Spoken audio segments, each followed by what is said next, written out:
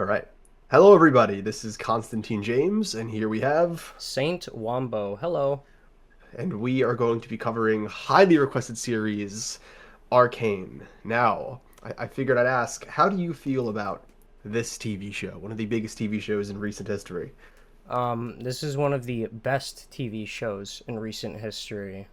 Superficial elements aside, like we'll gush about the art and the music, and like how amazing everything is, like on a production level. But Mhm. what really makes it good is the story. It is so much better than it has any right to be, especially for a League of Legends TV show. Yeah. So, I don't know if we're going to. I think we are going to be covering season two. God. Ugh. To be honest with my opinions of this story as a whole and the show as a whole, season one is my favorite season of anything ever, favorite arc of anything ever. So that's including Game of Thrones, House of the Dragon, all the manga that I've read, literally anything. This, as far as front to back, is my favorite single arc in media history. I think season one is the closest I have seen something get to perfect for the scale that it is going for. I think even though it's been out for, I guess, 5 years now and has so many fans, it's somehow still underrated. People still don't appreciate just how incredibly well done this season is. And then season two is the most disappointing season I've ever experienced, and that includes Game of Thrones season 8. I dislike Arcane season 2 more than Game of Thrones season 8. So I am hyper passionate on both sides, and it's going to be very interesting to see how this plays out. Yep, I'm very excited to cover this first season. I'm looking forward to delaying season two coverage as much as I can because holy shit, what a shit show. Especially like I think comparing it to season eight, it's one of the only things I could compare to season eight of Game of Thrones, where the drop in quality is just so violent that Yep. it's terrible. It's so bad. This season one, before we get going, is there have been a few things in my life that I've consumed and engaged with that I've just been like, I do not think I could ever do anything close to this in terms of quality, but I want to be better because I've watched this. This is just an inspiring level of artistry in season one. It's unbelievable. Yeah, truly, and especially for like if anyone's seen the second Puss in Boots movie, it was kind of like I had that experience with it where I was like, oh, League of Legends, like I hear that's a like really toxic, shitty game, but I know Riot Yep. puts out great animation, like great fight videos. Um, Hmm. so I mostly just thought it'd be eye candy, and I was very shocked when I reached episode three, and I was like, oh, this is a real story, like with real stakes and a ton of Hmm. emotion, and the writing is absolutely incredible. So yeah. I I watched this season one in 2020, the very start of 2024. So 2 years ago, around this time, January 2024. And Katarina, my lovely girlfriend, had been harassing me to watch this for 3 years at that point. And she had not seen it, and I was just like, "There's no way I'm checking out the League of Legends show. Like, are you kidding? It's a League of Legends. There's no way this isn't going to be just generic. Oh, look at the like stupid shit." And then we're gonna get to this very soon, but it opened up, and I just looked at her, and I was like, "What the fuck?" Yep. We'll get to it just Hmm. momentarily, but the show, even the way the show starts, Hmm. it's very clear that this is something different. Yep. This is not your typical action hero adventure bullshit. Hmm. More than anything, this season has something to say. It Yes. actually has a lot to say, and not going to talk about it too much right now, but especially considering the state of the world, it is so incredibly thematically potent and crazy realistic in some ways. And it's just whoever was working on this season, because I know there were hundreds of nameless people out there that never got any credit, considering like three people took all of it for season two. Just know that I genuinely appreciate and look up to you as an artist, and you deserve the best. Yeah, you guys are heroes. What you made Hmm. was unbelievable. um, and if anything, like as much as it breaks my heart that season two turned out the way it did, at least we got one amazing season of TV. Hmm. And season two doesn't spoil season one for me at all, at all. I'd agree. It's the kind of bad that I it just automatically gets like partitioned off as a separate canon in my head. I just can't Yeah, imagine them existing in the same universe. agreed. But I guess with the preamble out of the way, you want to get started and analyze? Man, I'm so ready. I'm so Hell ready. yeah. Well, let's get Let's get into it. into it.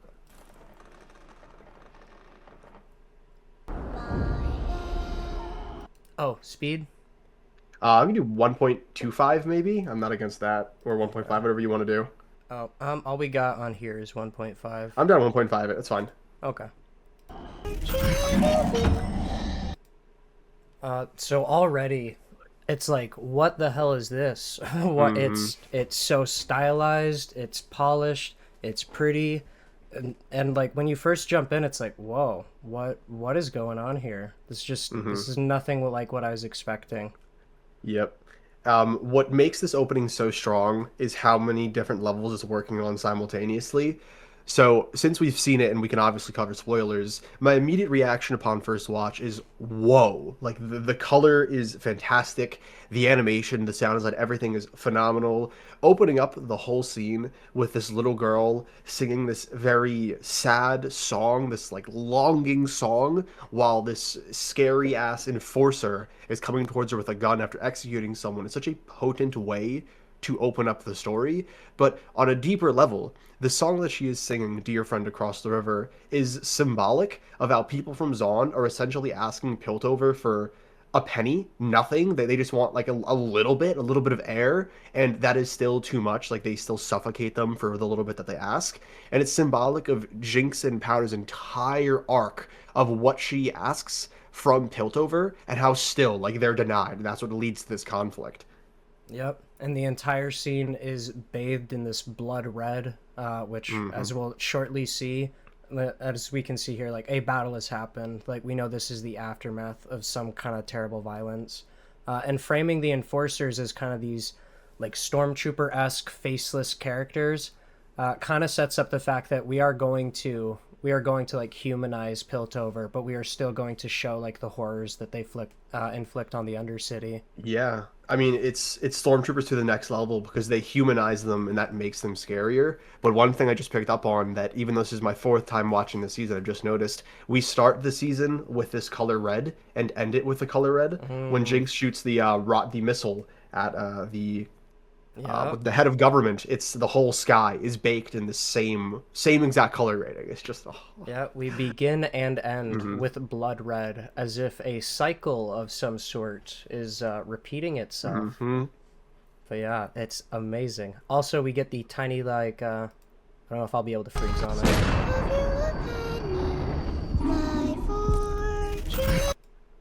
So, Oh. we get this is something that'll happen all throughout the season, and every time, like, there's always a bit of meaning. And some of them get more advanced, but this one is just very clearly Powder's view of the enforcers. She sees them as monsters. They're not human to her, which makes sense considering she's a child and they have brutally, killed her parents. And yeah, we'll see this kind of stylization used to reflect Powder's POV constantly, and it's so good. Hold on, my dogs are going off. Let me just try and quiet them down real fast. Oh, Second. I don't hear him. Oh, okay, pile up. Relax. I yelled at him. Should be good for a bit. Yeah, we should be good. Like I said, I Yep. didn't hear any of them. It's worth noting that because of these scratches that we know are Jinx's conscious mind, this is a dream she is having. Like this is a memory because she can't be seeing these in real time. They have to be things she's seeing previously. You get what I'm saying? Oh yeah, true. Cause So yeah, th that. this is Mm, this is an opening from her perspective from the future. So this is like a really cool dream sequence in a way, which is sick. I had not thought about that, but yeah, you're totally right. Anytime the scratches appear, it's usually because she's thinking about the past. Mm, Huh. But yeah, we'll see. So one way that the scratches are used is not just to paint people differently than as they are, but it shows Powder trying to forget things, basically things mhm. that she can't handle. She represses, hence blotting out the eyes of this dead person. But Yeah, yeah. and the eyes are very specific because we know in the real world that the eyes are the connection to one's soul, and we will know in the Mm-hmm. future that she has this disconnect with death, with murder, And it comes from the fact that you even in this opening, you see there's a fractured something in her mind between the loss of life and the way she perceives it. It's incredibly interesting. Yep. So, I this is Vi and this is Powder, and this is such a beautiful introduction to their entire dynamic where Vi is protecting Powder, presumably she's the one who told her to cover her eyes, but in this moment Vi stops and, being the child she is, who shouldn't have to be taking care of her sister in this kind of situation, she fails basically because she is so shocked and traumatized to keep Powder from seeing the same thing.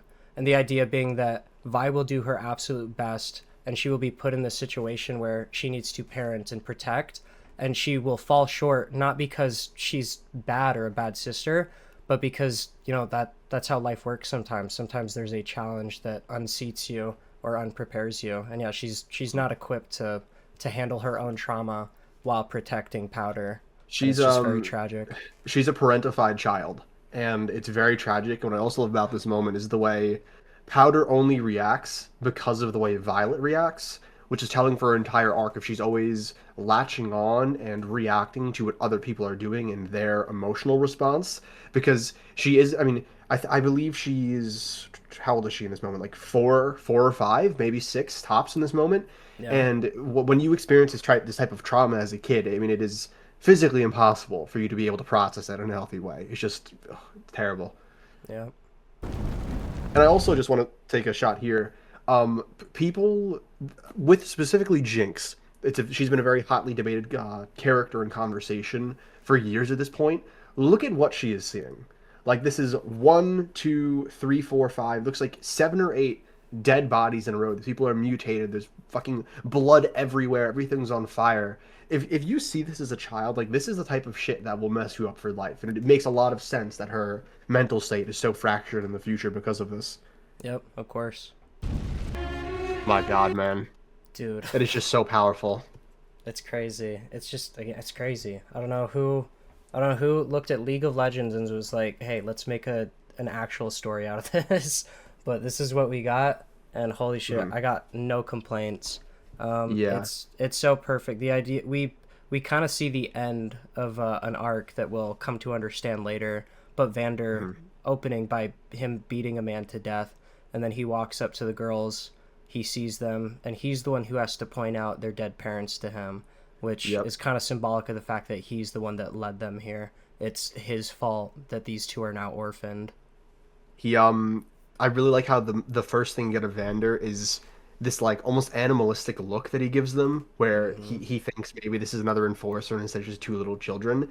And not going to talk about it too much, but I always took this scene as him implying that he knew who Powder and Violet were, and he knew their parents, Yeah. but they weren't like very, very close. Just they just knew of each other because in Zaun, like they're all kind of family in a way. They have to be tight knit for this, and just the shot we've frozen on, him standing over the two girls and the light shining through on them, and then just their parents in the dark, like. This is essentially his chance at redemption. His chance for like, Yes. okay, I've made mistakes, like, but there is hope, and it is just, man, I don't have the words. Like I'd like to think I'm decently well spoken. I don't have the words. This is just such a powerful. It's beautiful. Yep, it's incredible. And this is us literally seeing the moment where he goes from someone who, beating the shit out of the enforcer, thinking violence is the only way, to realizing that it's not going to get him what he wants or what he needs. And yeah, Yep. he drops the gauntlets. And then there's the fact that, symbolically, the opening takes place on a bridge. This is not about just Piltover. It's not about Zahn. It's not even just about them as countries. It is super focused on the relationship between the two. And yeah, the idea that there's going to be a cycle that by the end of this season will repeat itself. This is very much a Game of Thrones-esque story where you'll...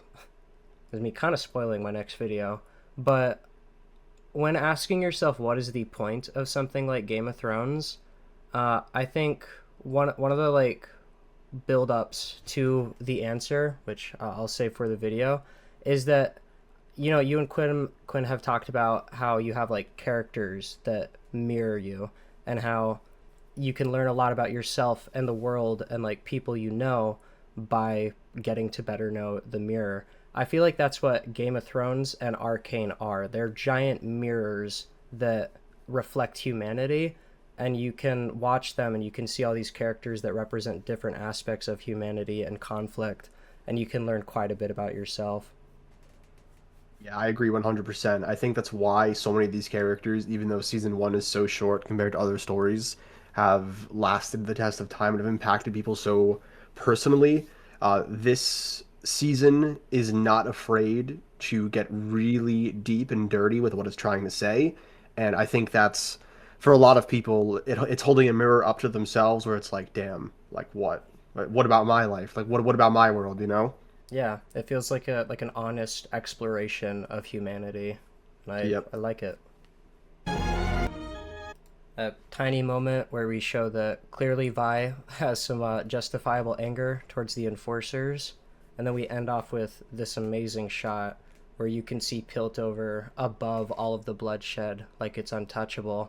And like you Hmm. talked about at the end, the entire sky is going to be blood red. Piltover will no longer be safe from the pain that they've inflicted on the Undercity. Hmm. What a fantastic opening. It's amazing. Bad song though. Oh, you don't like the song, the Imagine Dragon song? It's just for Arcane. Like I literally listened to this song yesterday, and I listened to the instrumental too, and I was like, yeah, instrumental sounds better. I really would have appreciated a non-Imagine Dragons song. That is personal preference, but I'm definitely not the only one I that feels that. I just am so emotionally connected to the song in Arcane that I can't even give you an analysis. I just love it because it's connected. My heart is too biased. Damn. See, that's how good the rest of the show is. It'll Hmm. trick you into liking an Imagine Dragons song. Hmm. Uh, so do we want to talk about the intro and like all the statues? I think it's worth talking about. Hell yeah. Do Um, you have any first thoughts? So I guess with the first one we see that Vi is like partially shaped, you know, kind of hinting at the fact that she is a kid, she is not fully developed, but meanwhile she has a little sister attached to her for whom she feels immensely responsible, and this idea that they are forever linked will kind of pervade throughout the story even when they're at odds with each other. Yeah, I've never analyzed these statues. This is going to be on the spot, but that's a great observation. Yeah, well there's quite a few statues. This will Mhm. be fun. We got Okay. Jace looking at the Yeah. hexstone. Pretty. Honestly, I can't really think of much symbolism with this one. Well, I think for me, it's the fact that his eyes like are reflecting the color. They're like the same hue, which could symbolize how slowly over the course of this season he is consumed by the chase for Hextech, and how that alters his perspective. Yeah, yeah.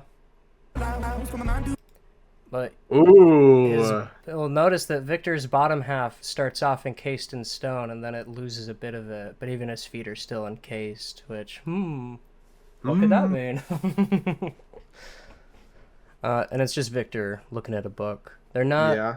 Yeah, it's fairly basic, but there's always just a little something to pull out They're of not it. trying to give too much away. Yes, and yeah, and that's the thing. You'll yeah, Echo will show up in this, and you don't know it's Echo until like Hmm. episode fucking 4. Hmm. Is this not where she's standing in the final No, it's not. It's not the same room, but it's No, symbolic that she's up against a window and that's where she is in the final shot. for me, it's most it's probably just the color. I think when I Yep. like, there's a lot of symbolism with gold in her story. I I'm think it's getting just. flashbacks to season 2. Skip it, skip it, skip it. Ooh. And this shot, Oh. this is a good Yeah. one. Yeah, this is good. I mean, we have Vander very gently encapsulating the children in this like orb of light, how he's trying to protect them, and then you just have Silco looming above it. Oh my. It's perfect. Yeah, and I Hmm. got the I don't know, some about this one. I like quite a bit more than the other statues. Probably just how many layers there are to it. Yep. Hmm. But yeah, him having like this little, and I like that they're in like a little ball of light too, showing Yep. that just like we saw in the opening, they are his hope. They are his chance at Yep. redemption. They are the thing that Yep. he will do right if he can.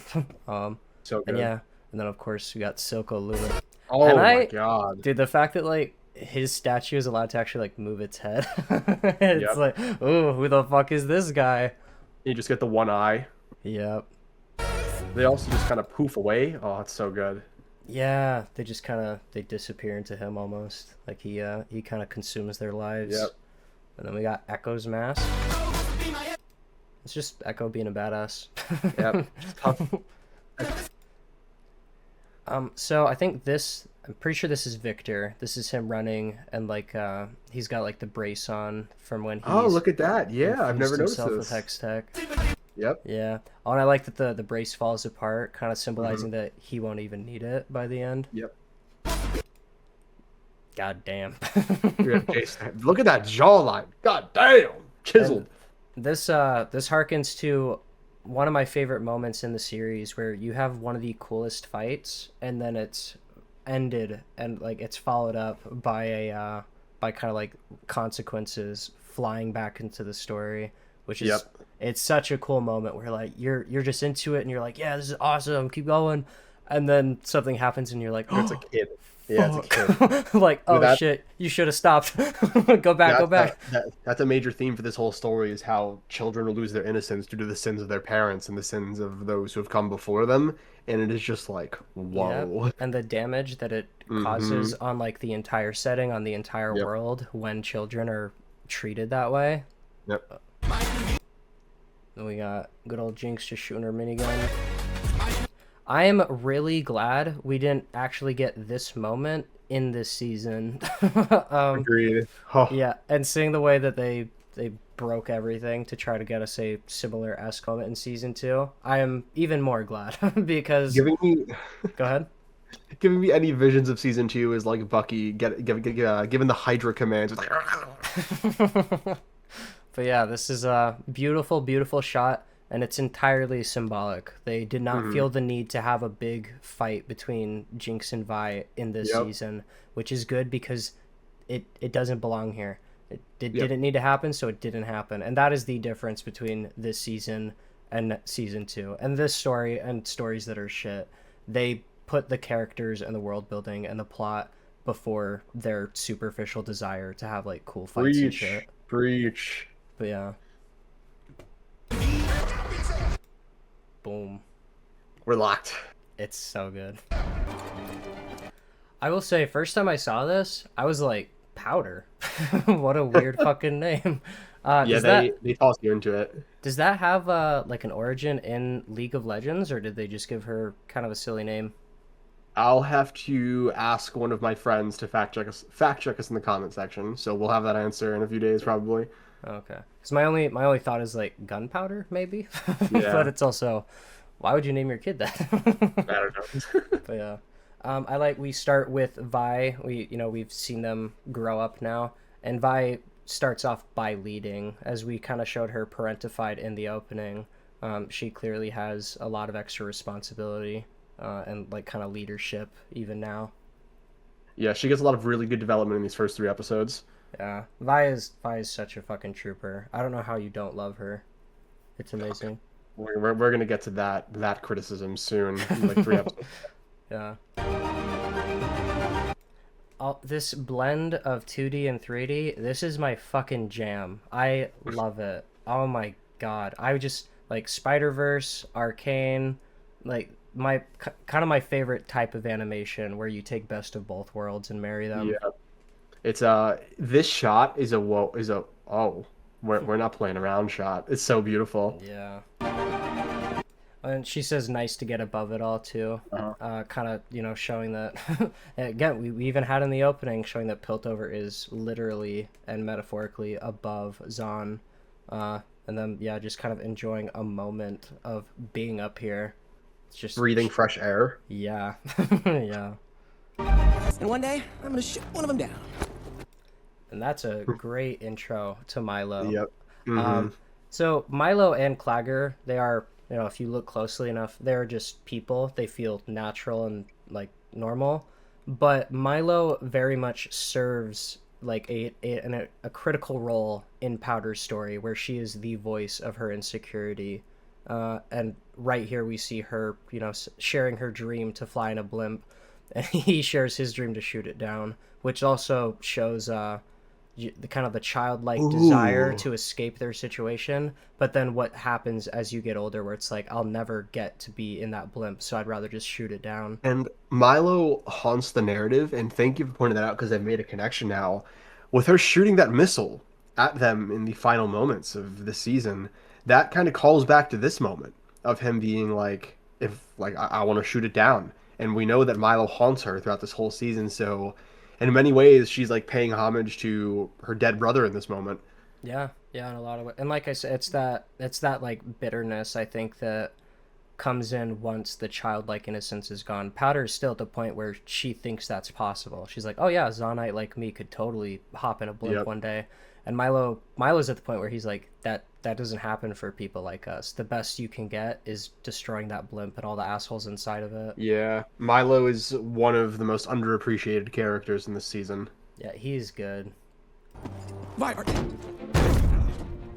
So we get so much character just from how they cross this gap, where Vi does it just skillfully, Milo does it like kind of trying to show off. He almost messes up a little bit though, and then he looks very proud of himself and checks Vi's reaction when he lands.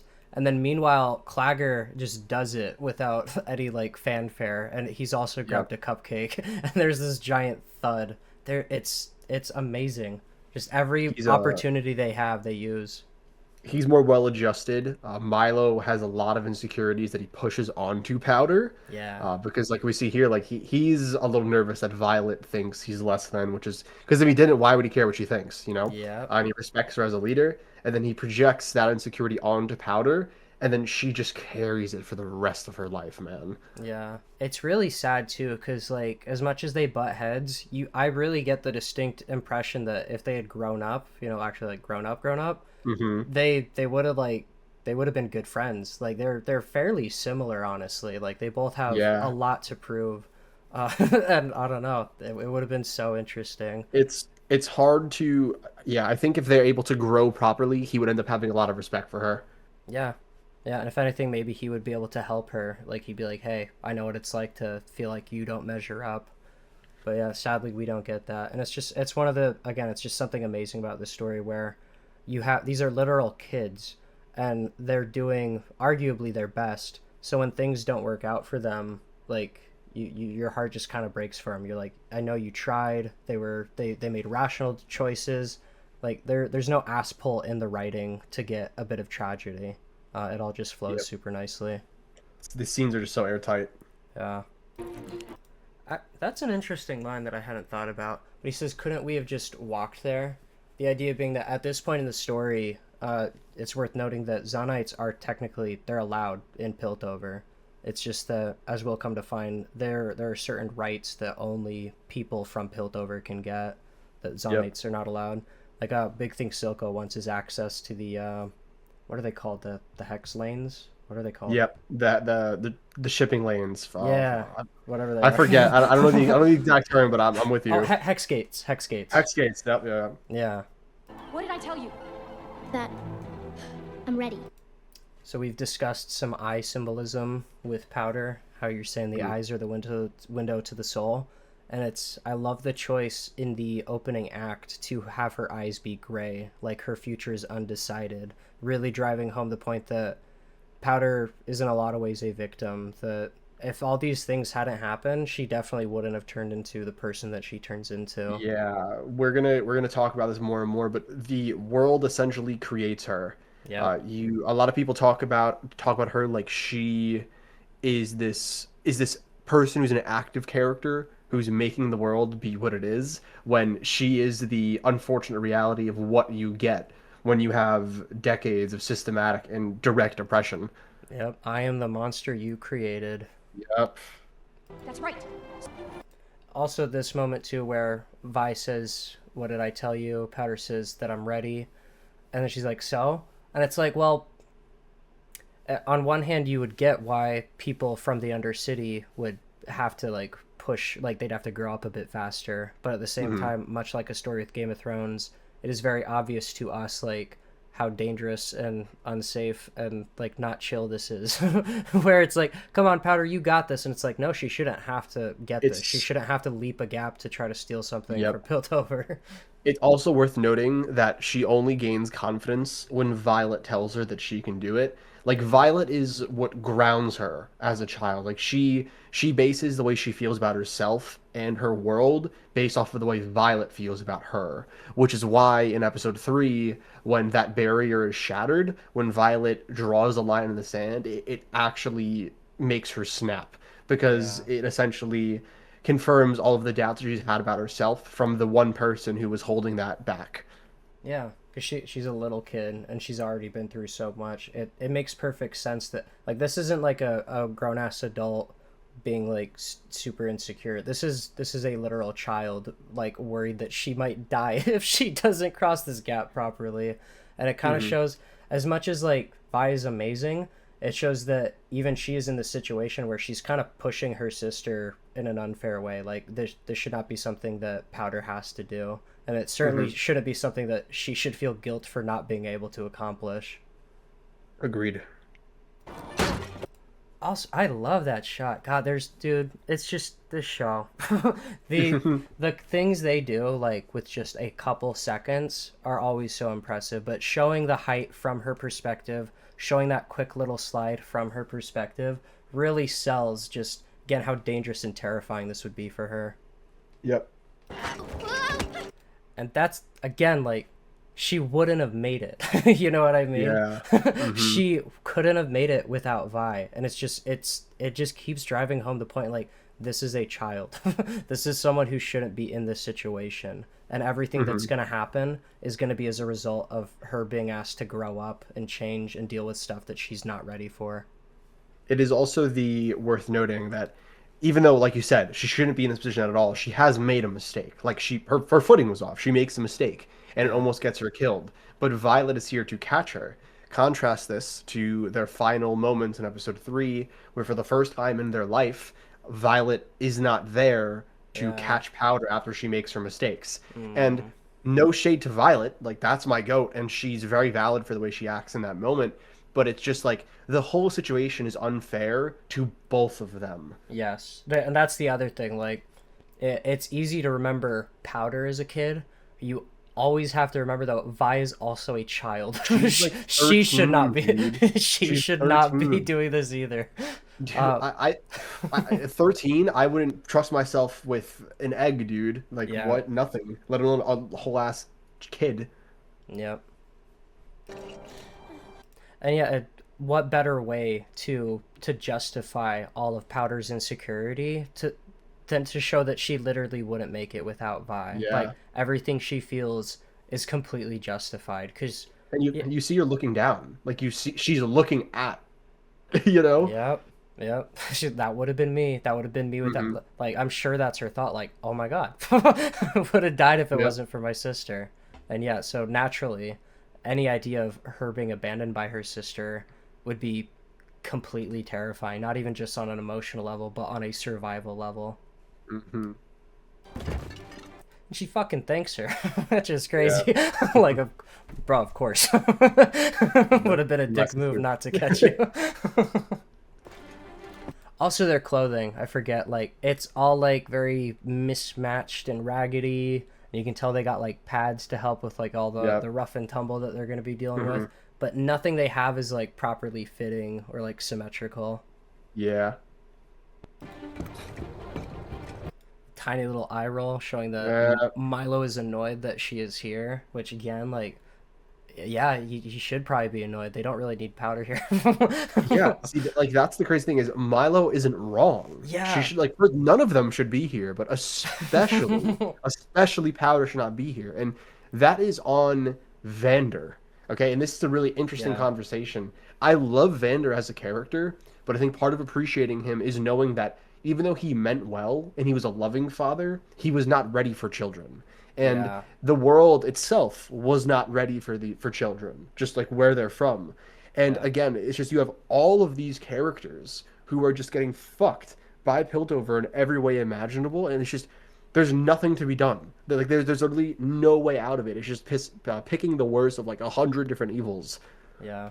And yeah, it's just amazing. Like there's never a moment where you're annoyed with the children for the way they Yeah. think and act, because it just makes sense almost every time. Told when he was our age. And that's just a very, very quick way of showing like the inequality and the idea that Vi is justifying it. You kind of get the idea that, you know, we wouldn't want to do this to someone else from Zahn. We wouldn't punch down. But look at Piltover, and like it's hard to argue with her when you see the contrast between Zahn and Piltover. But yeah, the person they rob, we do know he's not about to go hungry. But we also know that the stuff in there still means a lot to him, which is just again, it's kind of cool showing the difference in perspective, where it makes sense why Vi would think that, but we also get to see the person, like the victim basically of this robbery too. Yep. Also showing that this is the kind of job Vander would have pulled when he was our age. It reinforces the idea that people will kind of create expectations for themselves and others dependent on how they were raised, and you get the idea right away that children in Zahn obviously are going to have to grow up a lot sooner, and it's just very tragic that they're inspired and motivated to do this because their father figure was also pushed to do it at too young of an age. And it's also the reality of Violet wants to be Vander, Vander wants her to be better. Yeah. But you can't.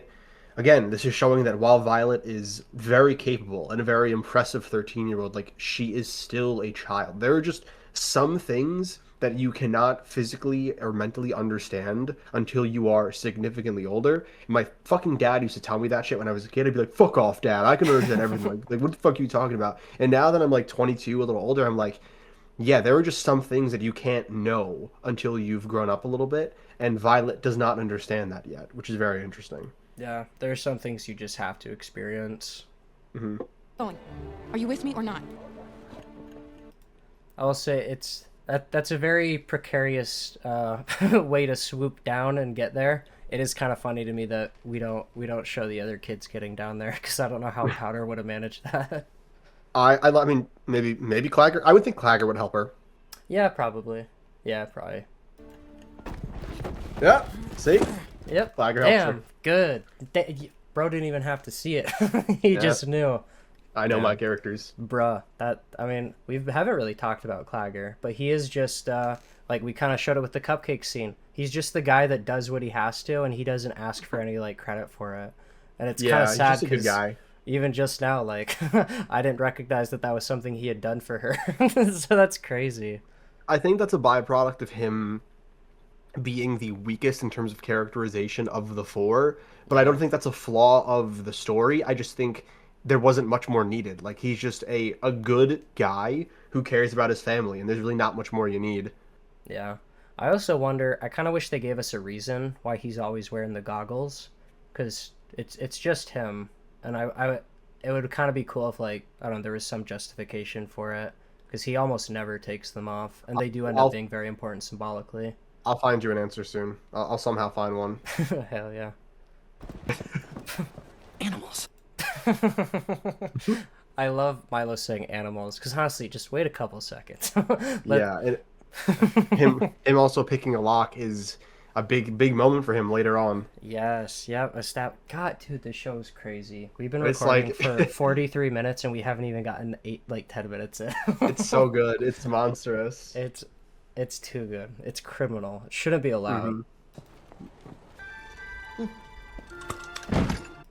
I like us showing that Milo he's not familiar with technology, especially probably not like fancy Piltover technology, but he's like, looks valuable, so I'll throw it in the bag. Yeah. That was another thing I just thought of. The idea that we get to know Jinx so well, and we get to see her transform and all the symbology, like with her eyes. The fact that Clagger's eyes are covered when we don't really get to know him out of all the characters is kind of interesting. Very interesting. Must be an inventor. And this is a neat way of showing that, like, Powder, unlike Milo, is familiar with technology. She has some kind of specialized expertise or, like, hobby that, you know... And she's very intelligent. Yeah. And we'll kind of draw even more attention to it with like the nose trimmer right now. Yeah. What trimmer?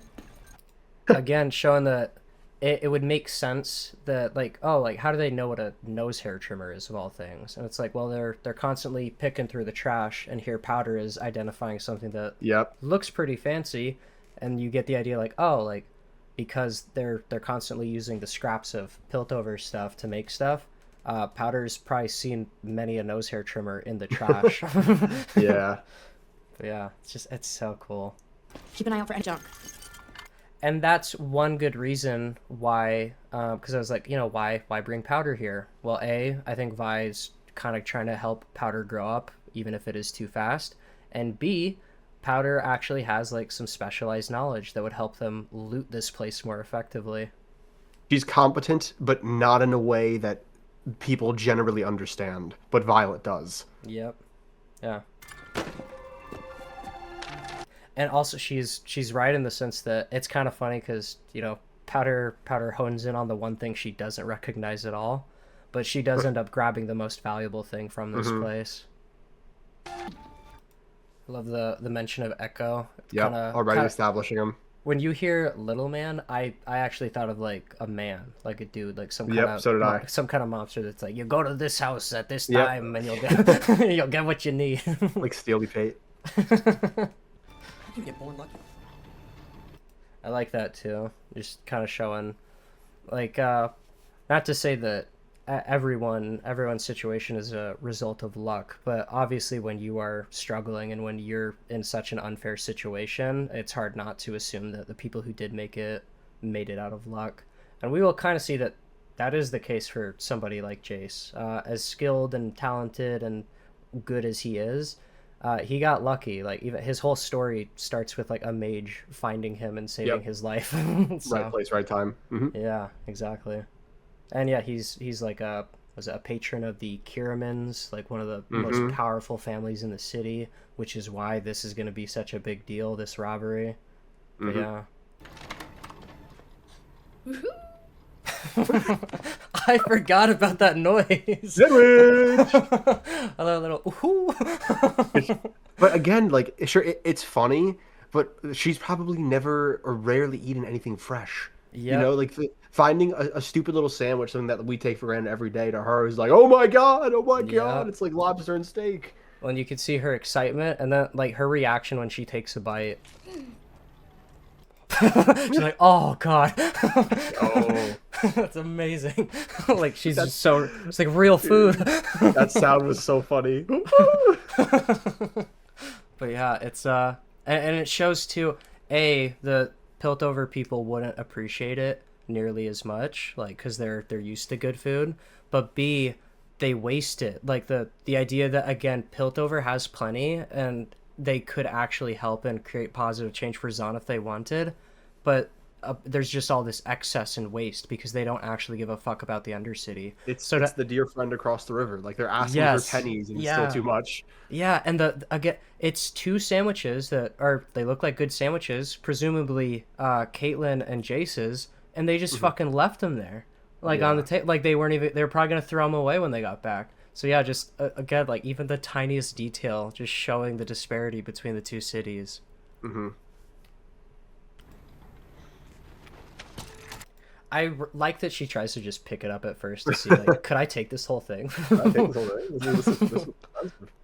I'll say I would definitely be like, Clagger, there's a treasure chest in here. come grab it. Tiger, there's a literal loot box in this house. Yeah. Oh, like, dude. Oh my, it's so good. Oh, dude. And it's also just, it's so pretty the whole fucking time. Like your eyes, your ears, your brain, everything gets such a good tickle when you're watching this show. It's crazy. And like her reflection inside of it, and how like it's a fractured reflection. Oh my god, dude. Dude, good on Milo. Yeah. That was so fast. They were literally like a second from being found out. Mm-hmm. Like you hear the lock turning before he gets the chair under there, and adds a nice bit of tension. It's so cool to recognize Jace's voice too after like knowing Yeah. him, because at first you really just kind of think like, oh, this probably won't be that Random, important. random person. Yeah, but no, it is very much not. I'll say when I first saw that, I thought like Vi was dead for a second. Like it looked like her body got thrown by the explosion. So here's the thing.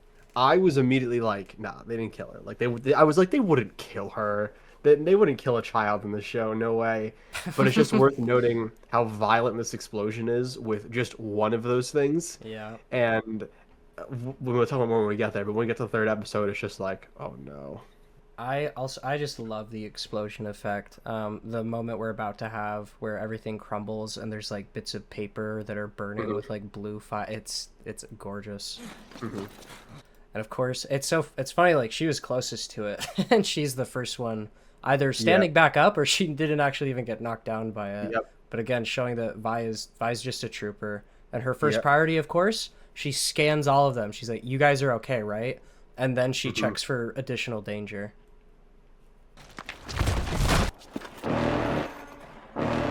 I like that we have that moment too, where Vi's looking down, and her concern is probably like, "Oh, did I just kill anybody?" But because of that, she's spotted by the enforcers, and now they have a face. But yeah.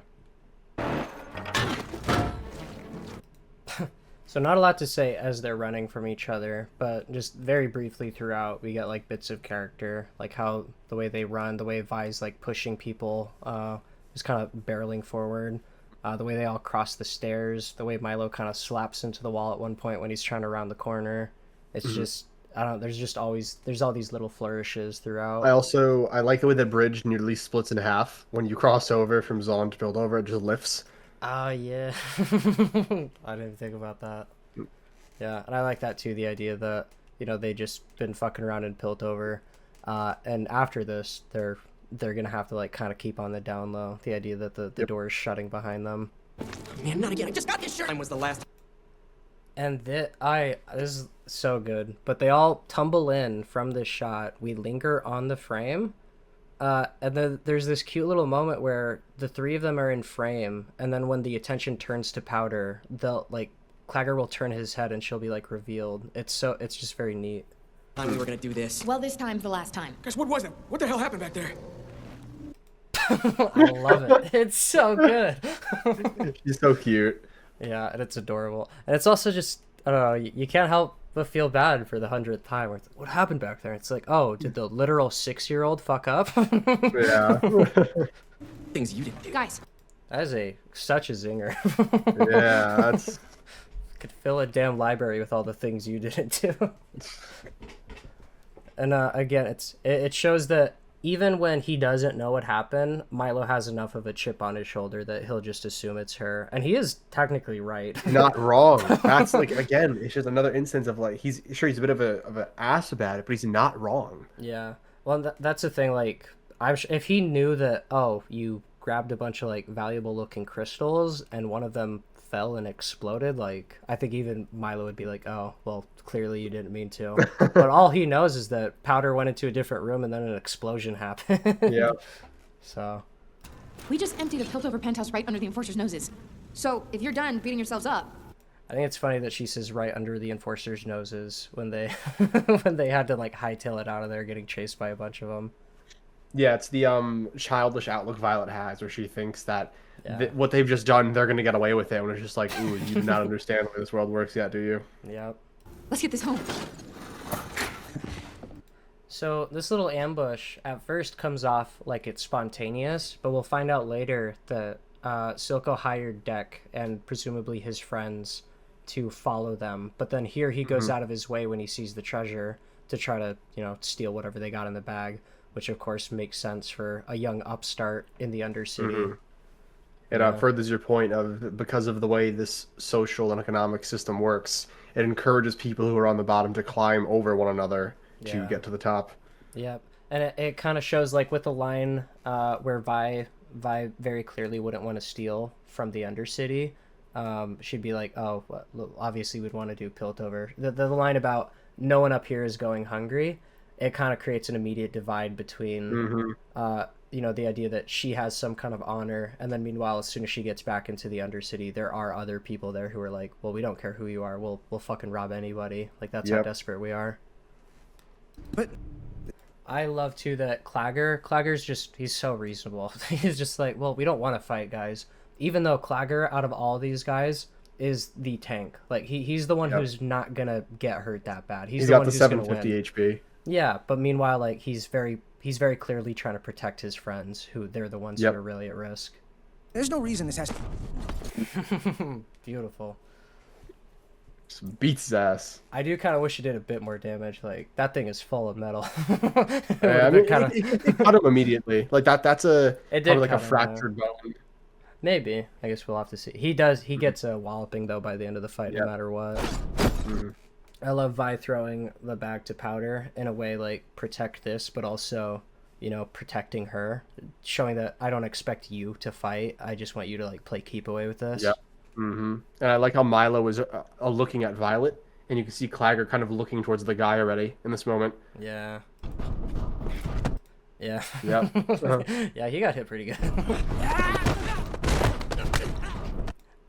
It's so messy too. This is our first fight in the show. And it's between a bunch of fucking kids, and it's still so brutal and like grounded.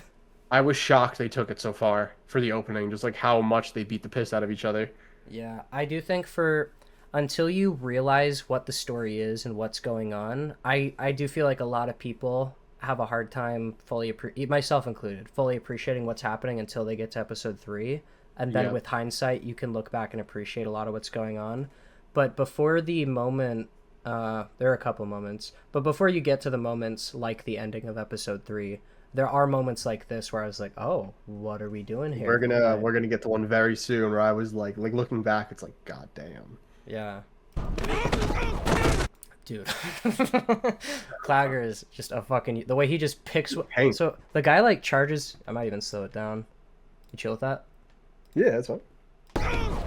But a guy comes in from the side, and Clagger just like scoops him up and throws him at the guy in front of him. You can even see like the concern look, like, oh shit, he's throwing my friend at me. It's wild, and I just love it because it's Clagger's just so understated as a person, but every time that he's called upon, he delivers. The fucking kick after he throws him down. God damn. He has a lot of really good visual storytelling now that I'm going back and really paying attention. So much of it. Like, it's just ridiculous. Fuck, dude, we've been here an hour and we're at 15 minutes in the, it's in the peak. show. It's so this is gonna be a long full video. Yeah. I like that little block Vi does. I don't we can't analyze every punch, but there's just anyone who wanted to, you could go through like every frame of this fight and it would be impressive. I saw a boxer breaking down her fight with Savika later on, and he was explaining how it is just like incredibly well executed. Yeah, and that's the thing, like I've never been really in I guess not a real fight, so like I couldn't tell you like how it's technically impressive, but it looks amazing. It looks good. Yeah, all the punches, like I like the sound design, and just the fact that like people get winded and hurt is such a big deal in this show, because it's animated, it's super stylized, but how good the writing is, and especially like the actual damage and consequences people take, not just from a story level but from moment to moment when they're getting punched, is glorious. One of my favorite things is in episode 3 there's an injury Vi sustains, and you get like visible, there's like a tick she develops basically in response for the rest of the story. But yeah, it's God, dude, this show, it's not allowed. You can't be this good. You like, oh, like we have like a kind of a badass girl character, and the writers actually respect her enough to punch her in the face, and it makes Vi's victories so fucking like cathartic when she actually wins.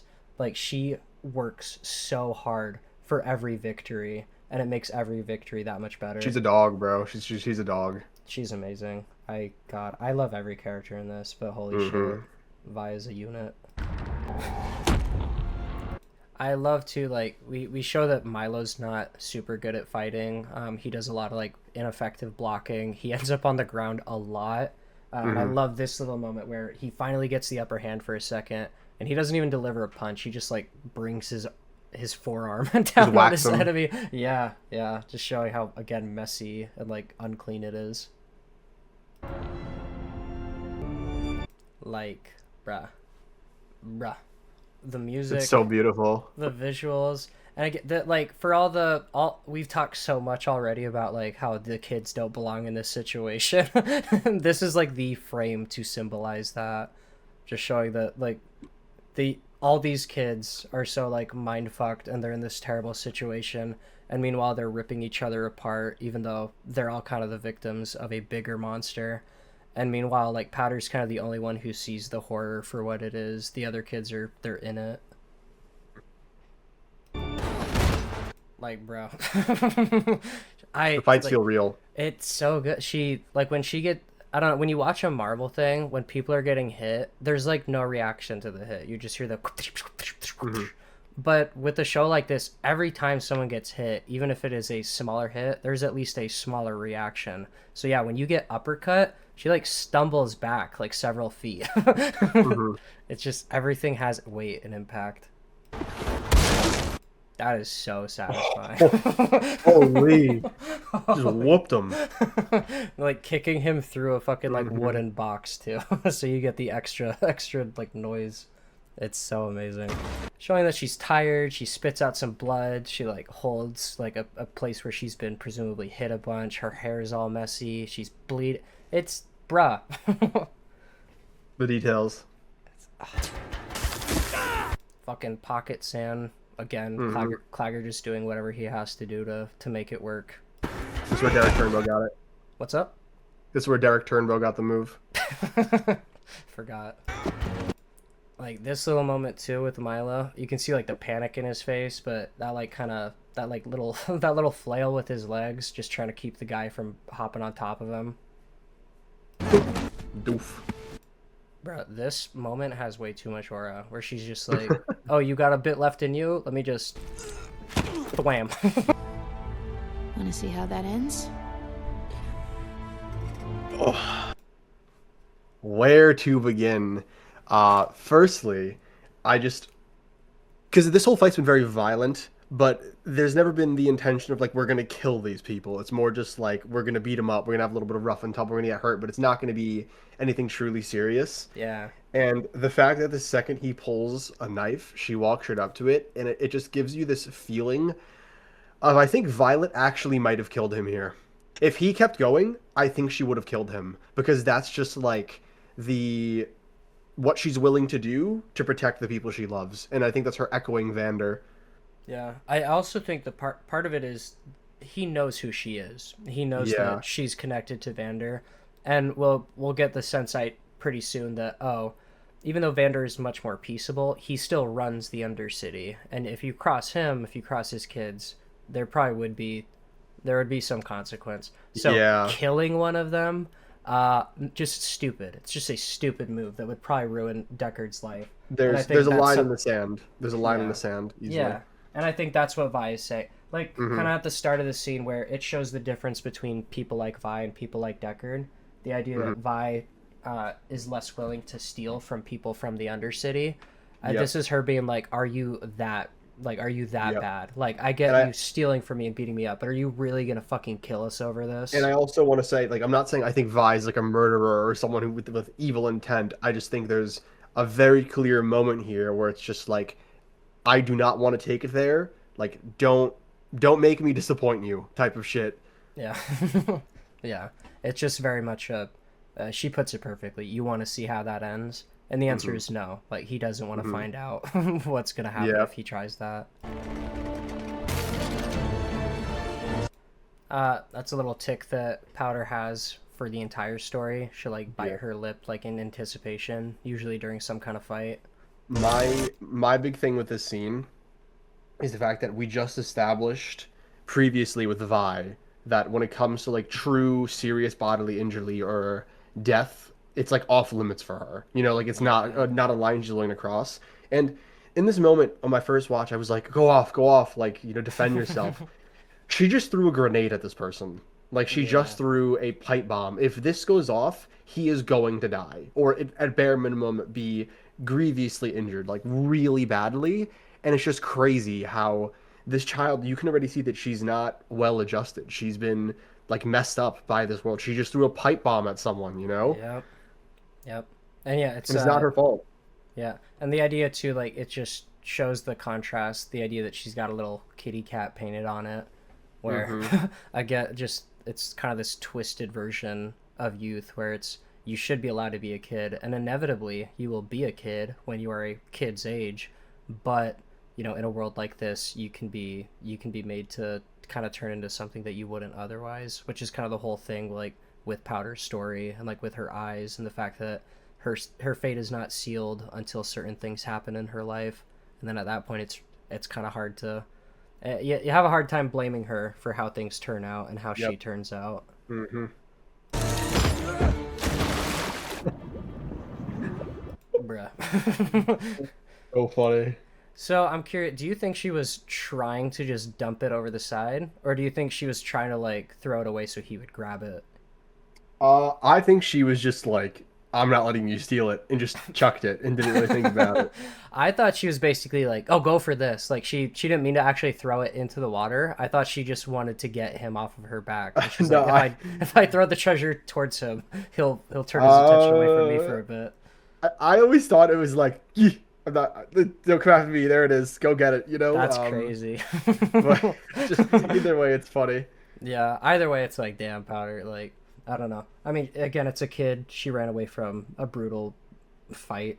Can't really blame her per se, but it's also just funny, kind of showing that, I don't know, the job wasn't that important to her as much as self-preservation. Mm-hmm. Yeah. You know what? I think you're right. I think you're actually right because the second she does it, she runs away. So I think she Yeah. was using it like a distraction to get away. Yeah, I don't know if she was trying to actually get, because the fact that it hangs on the rail, then again, she's Mhm. weak, so maybe she just didn't clear the rail. It's a little hard Yep. to tell. Sorry. I tried to fight him off with Mauser, but she didn't work. Notice Powder saying she's sorry, actually taking some Yeah. accountability. At least you're okay. What a good sister. Holy Yep. shit. After Wisely all grown. that, after getting beat the shit out of her, like, all she cares about, and because obviously she knows how Powder is, she knows that she would probably be beating herself up for it. And all she cares about is the fact that Powder's safe. Like, again, just too good. Too good. And Milo having the appropriate reaction too. Just always, where he's like, what he says here is fucking perfect. I get my face bashed in and she just gets a pass? Like, yeah, Powder got to avoid quite a bit of it, but it's also, it's so good because it makes sense from every angle where it's like, bro, you realize what you're asking, right? Like, you're telling the kid, like, yeah, you should have gotten the shit beaten out of you like we did. You should have risked life and limb to stick with us and save the treasure. But also, they went through all of this shit to get that treasure, and Powder just fucking tossed it in the fucking ocean. So, And again, it's the fact that Violet doesn't hold her accountable. Because, yes, Violet's a great sister, but at the same time, it's like we get with the pipe bomb. She's going to encourage her later on to be like, oh, yeah, it's a good thing that you threw a nail bomb at that dude, when her whole thing is like, no, we don't kill people. We don't seriously injure the people of Zaun. And Yeah. yet she allows her sister to get away with it because she loves her. And again, that's not on Violet. That's more on Vander. But moreover, it pulls back to being on Piltover for killing their fucking parents, you know? yeah, yep. And it's very satisfying too, the few moments where Vi like finally sees through and she sees like, the consequences of that. The moment in episode 4 6. or 6. Okay, yep, you know what I'm talking about. Yep, where she Mhm. sees her and she goes, Powder, and she's just horrified by what her sister has become. Little does she realize though, she is basically begging her sister to be that kind of person as she grows up. Yeah, Powder as a child is literally failed by every single person around her. It's actually insane. Yep. Even the people who really, really try and do their absolute best, like Vi. It's so tragic. And I'm not, and that's not me hating on Vi. Like this Definitely again, not, this yeah. shouldn't be on her. Like she shouldn't have to succeed or fail at parenting her little sister when she's to a child. It's just from Powder's perspective specifically, literally every single thing in her life has failed her. It's actually awful. Yeah. And now we come to the part. This part definitely confused me at first because I thought we were already in the Undercity when we traveled across the bridge. And as far as I understand, we are, but it's more so about the things that they call the lanes, where or the trenches, where there are these giant trenches in Zon that people live in, and that's where these guys are truly from. They're I from the Undercity of the Undercity. I read it as the levels in Coruscant, kind of, in Star Wars, where like you have the top level, and then as you go lower, it gets worse and worse. That's how I picture Zon. Yeah, basically, and because you can like look at a map, that's kind of how it is. Where the you have kind of the middle ground, which is where they're at now, which is still poor and distinctly Zon because it's on the other side of the bridge. But yeah, then they descend into the true Undercity. I believe this is where like Victor's from. Yeah, probably.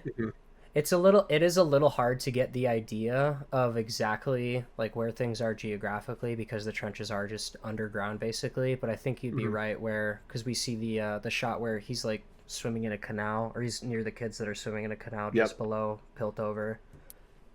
But yeah. Something goes wrong. She jinxes every job.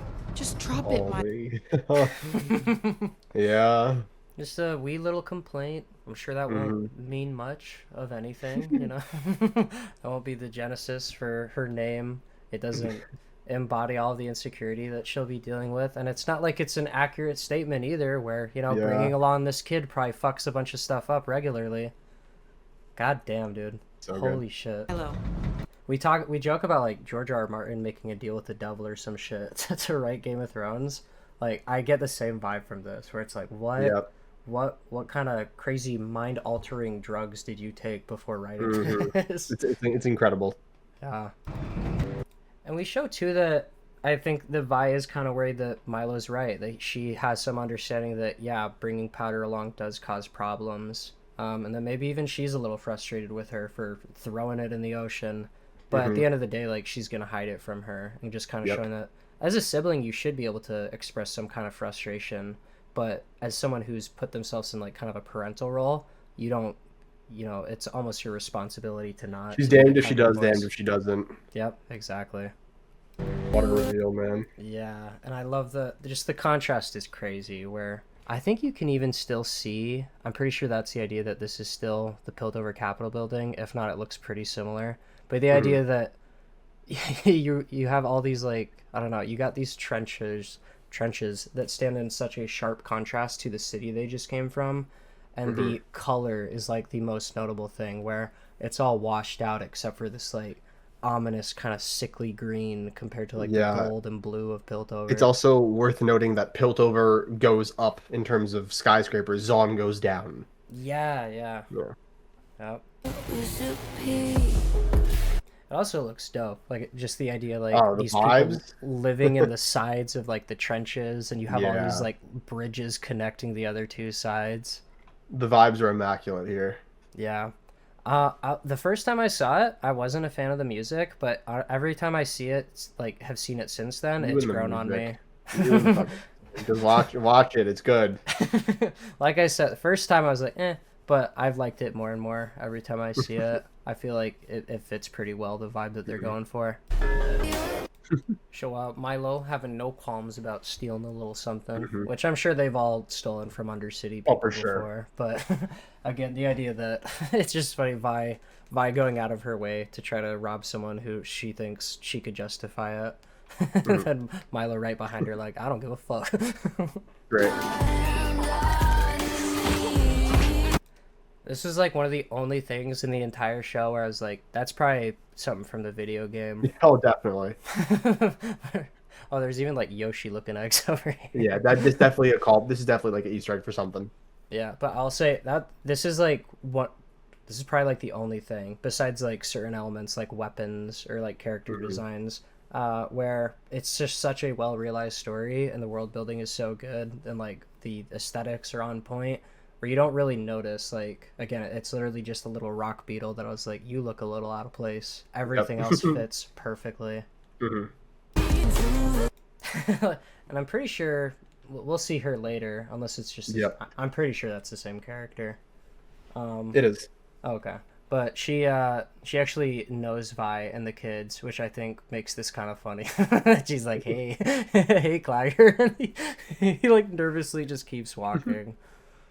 But yeah. Also, this fucking like Seth Rogen looking guy, we see him a couple times, and it's always funny to me. But he shows up. I've never spotted him. Really? He Nope. in episode 4, he's like the guy on the back of the blimp near the opening, and he goes like, "How can progress day?" But I thought that was funny. I was like, "Huh? How did he get up there?" Like, I'll take again, note. I wonder if he's a Piltover guy, and this is where he comes to get his jollies. Interesting. That's interesting. Yeah, because when I saw him on the airship, I was like, "Oh, weird. How'd you get up there?" The last drop. I love it. Holy peak. I love too that, again, like, there's the fact that they're trenches, it shows, I don't know, that just the entire city has to be like kind of structured differently, where you don't get a erect like a building in the middle of anywhere. You have to build everything into the side of the trench, which is just it's cool. It creates this very unique aesthetic. They've been given nothing, just like stones. Yeah, yep. I love too that I'd consider this a Vander scene, and he briefly shows up before disappearing for a little bit, and then he comes back, and you might not even catch, I don't even think I did, but you probably wouldn't catch that it's Vander, the same guy from the opening that the kids keep talking about, Yeah. until he comes to the table. Because he's so like unsuspecting at this point. Yeah, he's just the bartender, and then you're like, oh, you're a lot more than that. We shook on it. So the way he acts, he could just be very, very awkward, but I very much get the sense like homie is already partaking in Shimmer, and that's why he's a bit spazzy in this moment. Oh, I never read it like that. I just read it as him being super nervous. But that's interesting. That's very interesting. He's about to do something that just kind of seals it for me. No. I can't do that. I can't. Oh. Like bro needs the money for his drugs. Yep, you're right. Wow, what a good. Look at you, smart guy. This is why I keep you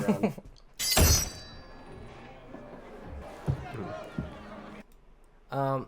But I like too that they communicate right away with their appearance that these guys are foreigners. They're not familiar with the underground. They're just here to do some business. Yeah, So they're all not, just cool looking. yeah. But like when you're delivering exposition and stuff, you kind of need, the fish out of the water. You need someone who doesn't know what's going on so that it makes more sense for someone to explain it to them. And that's This guy gives me like he's from where Mbessa's from. The guy on the left. I forget what it's called, but you know what I'm talking about. Oh, Noxus. Noxus, yeah. A Noxus vibe. little bit. Maybe it's just because there's no red on him. I just think like vaguely foreign, and I have no idea what the deal is with this chick with like the black eyes and like the facial markings. I wonder, that might be like a bit of League lore. Black Rose. I'm No. Don't say it. Definitely not. Also, her eyebrows are crazy. I just realized there's Yeah. like Whoa. Yeah. It's crazy.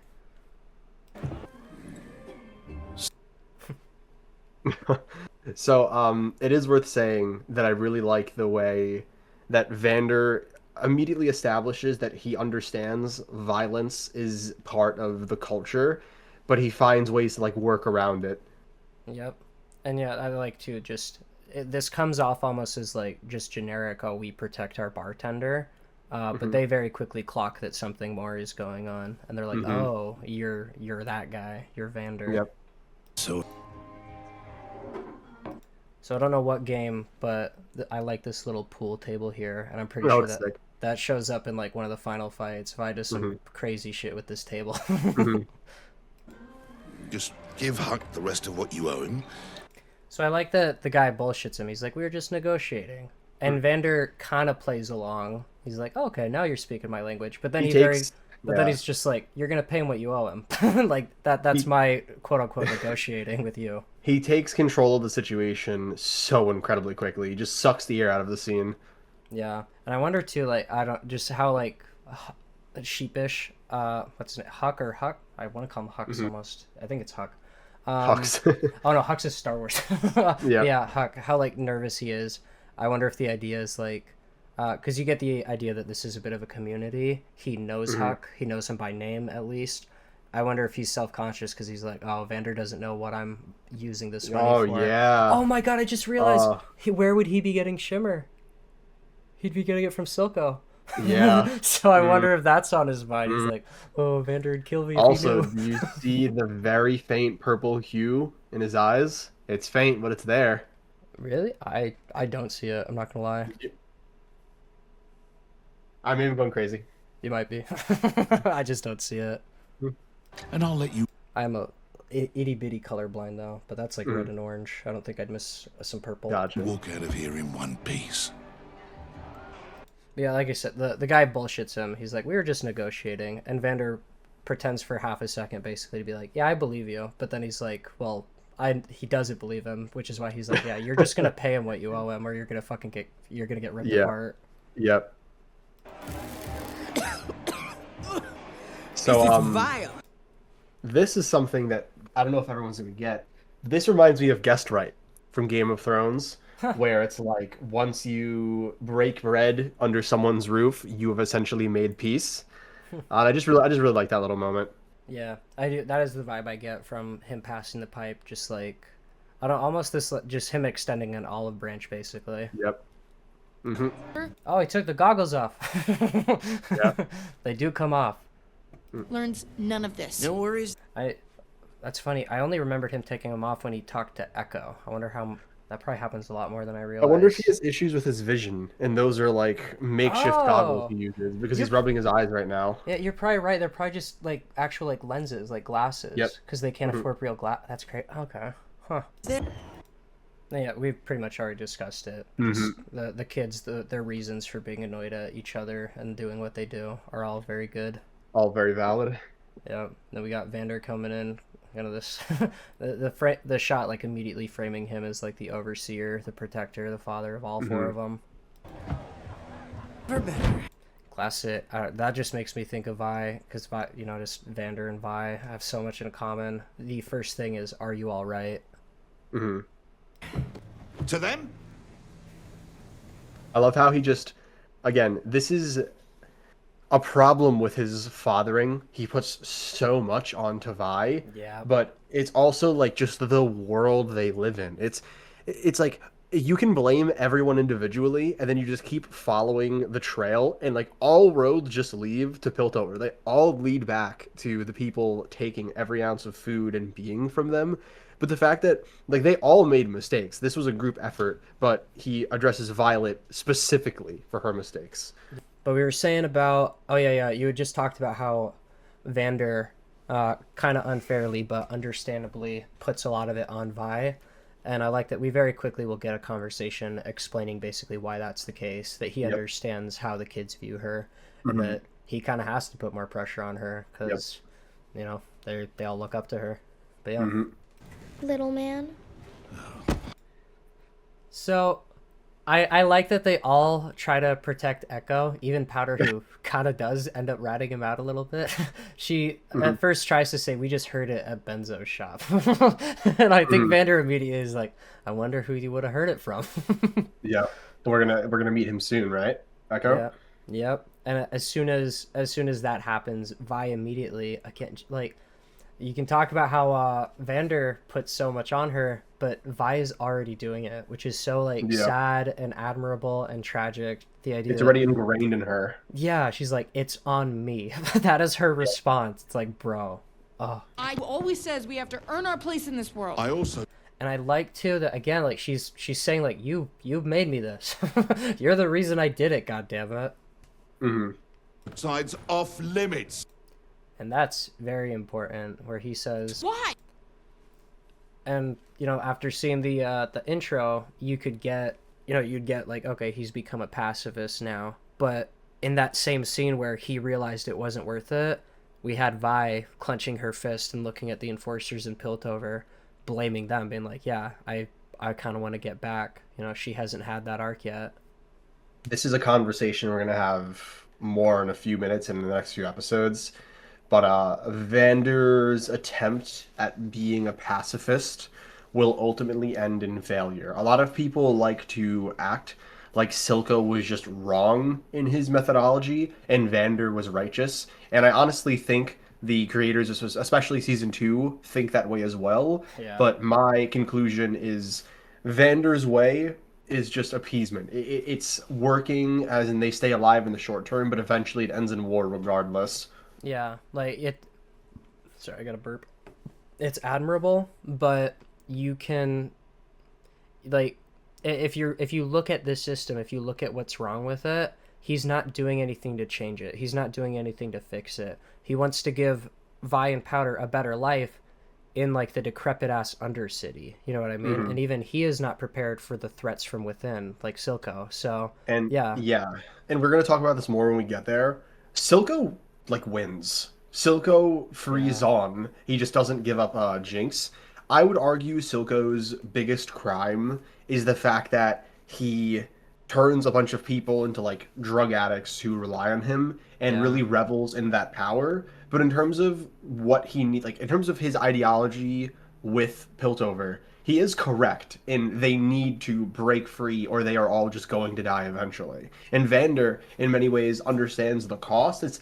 There's no real right or wrong. It's just I don't think Vander is right, and I think that's a lot of what the fun of dissecting this season. Yeah, I will say I don't think he's right in the like the pacifist sense that you were talking about, but he is right in the sense that we get the end of the season, and Jace says like straight up like, oh, if there was war between our people, you'd get fucked. And there is the idea that Piltover would get fucked too, and they'd probably be Jace especially would probably be very surprised at how effective they could be. But at the same time, it is this idea that nobody wins, and that is correct. Like there are ways beyond violence that need to be approached for the situation to be fixed, but sadly that's not how humans work. And yeah, in the end, Silco gets what he wants, and he proves himself kind of right about Vander. The "I knew you had it in you" line. Oh my god, that is probably my favorite line any villain has uttered ever. By the way, that moment too, where we'll get like, there. God, They've We'll got get plenty there. while we're down here scraping. We're living in someone else's shadow. Everyone. and that's kind of the consequence of Vi being treated like an adult. She obviously kind of sees herself as one. Yep. And I love the kids' reaction where they're like, "Oh fuck," she just said that. She's speaking out. Yeah. I mean, we just talk about visual storytelling. I love how he demands her to sit down, but then also sits with her. He doesn't stand above her, trying to be like, "Oh, I'm above you. I'm your father. You listen to me." It's like he does what he needs to do. He asserts the fact that like I am an adult, like I am your father. I need you to listen. But he's not going to do it in an abusive manner where he's being like totally cruel. It's like no, like I need you to understand, and I just let me level with you. Yeah. Yeah, no, I think level is the perfect word. Yeah, he literally puts himself across from her at pretty much eye level. And I like that he's got like the disinfectant wipe too, where again just constant. Even when he's like trying to chastise her rightly too, he's also tending to her needs and trying to take care of her. Yep. You know, but you don't know. When people look up to you, you don't get to be self. I love that line too. Like that applies so much to so many things as you're growing up. You know, but you don't know. Kind of like what you said. There are some things you simply have to experience before you understand them. Yep. And the next line, as he's about to say it. Yeah. Fish. You say run, dive in. You say light a fire, they show up with oil. Yeah. It's just so. Again, this is him parentifying her, but he doesn't have a choice. Like he cannot be everywhere at once. And this is, again, a failure of him, but it all stems back to Piltover. Like, Jesus, man. Yeah, but also, again, like, he's, like, it's just so crazy. Like, he's right. He's right. Like, we saw it in 4K. Her leading the other kids into Piltover to do the robbery. And you really do get the idea that maybe if Vi wasn't there, they wouldn't have, like, there'd be no one to lead those kids into, like, Piltover. You know, like, she's the one who's bold and wants to do it. It's also the reality that he's giving her of if you are going to be a leader, which Vi clearly has natural leadership skills, then you have to deal with the fact that you are a leader. Yes. Yeah. It's not gonna solve your problems. It just makes more of them. And that is kind of a good like microcosm of Vander kind of being wrong. The idea that yeah, war is a pretty bad idea, especially with Piltover. You should try to find an alternative. But sometimes violence is necessary, and the blood on her hands is from her defending herself against someone from Zahn, no less. Yep. But yeah. We... I want to say that scar is permanent too. She has like a little nick above her eyebrow. I think that just becomes a permanent fixture. A lot Interesting. like the one on her lip, and yeah. And that's something I love about all the characters, especially Vi though. The damage is, when it's permanent, it's permanent. You know what I mean? Yeah. Yeah, she feels real. How'd you... I'll take care of it. And I like that it shows too, Vi's just so much more mature than she should have to be. But after this fight, after like kind of challenging him, she has that moment of doubt where she's like, oh, we're gonna be okay, right? Like she realizes she already is clocking like there's gonna be consequences for what she's done, and she has such a cool little arc in these first like 3 episodes.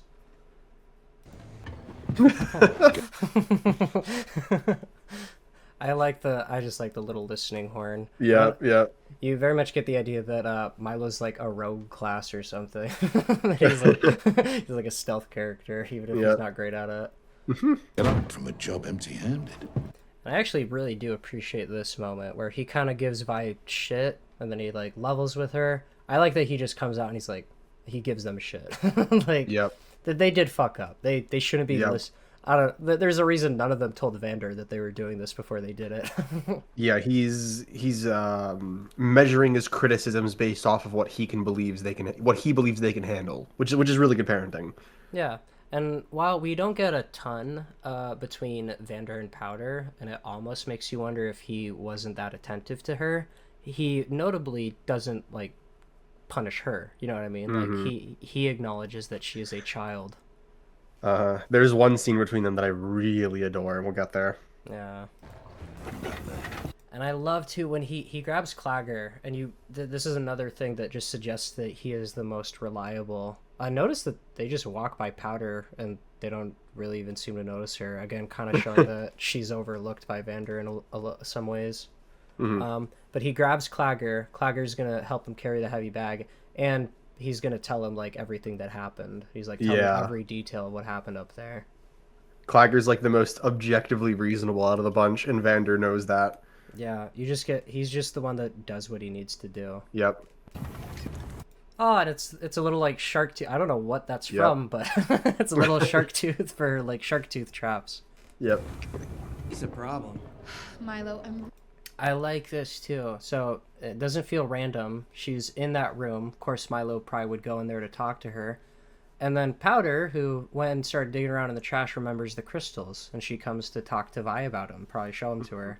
And then she happens to catch this conversation, which in any other story, this little coincidence would have been like a big deal, but it's just not. And it's such a it's another moment where you're like, oh, this might be a little generic, and then you get proof in the first episode like, no, this is different.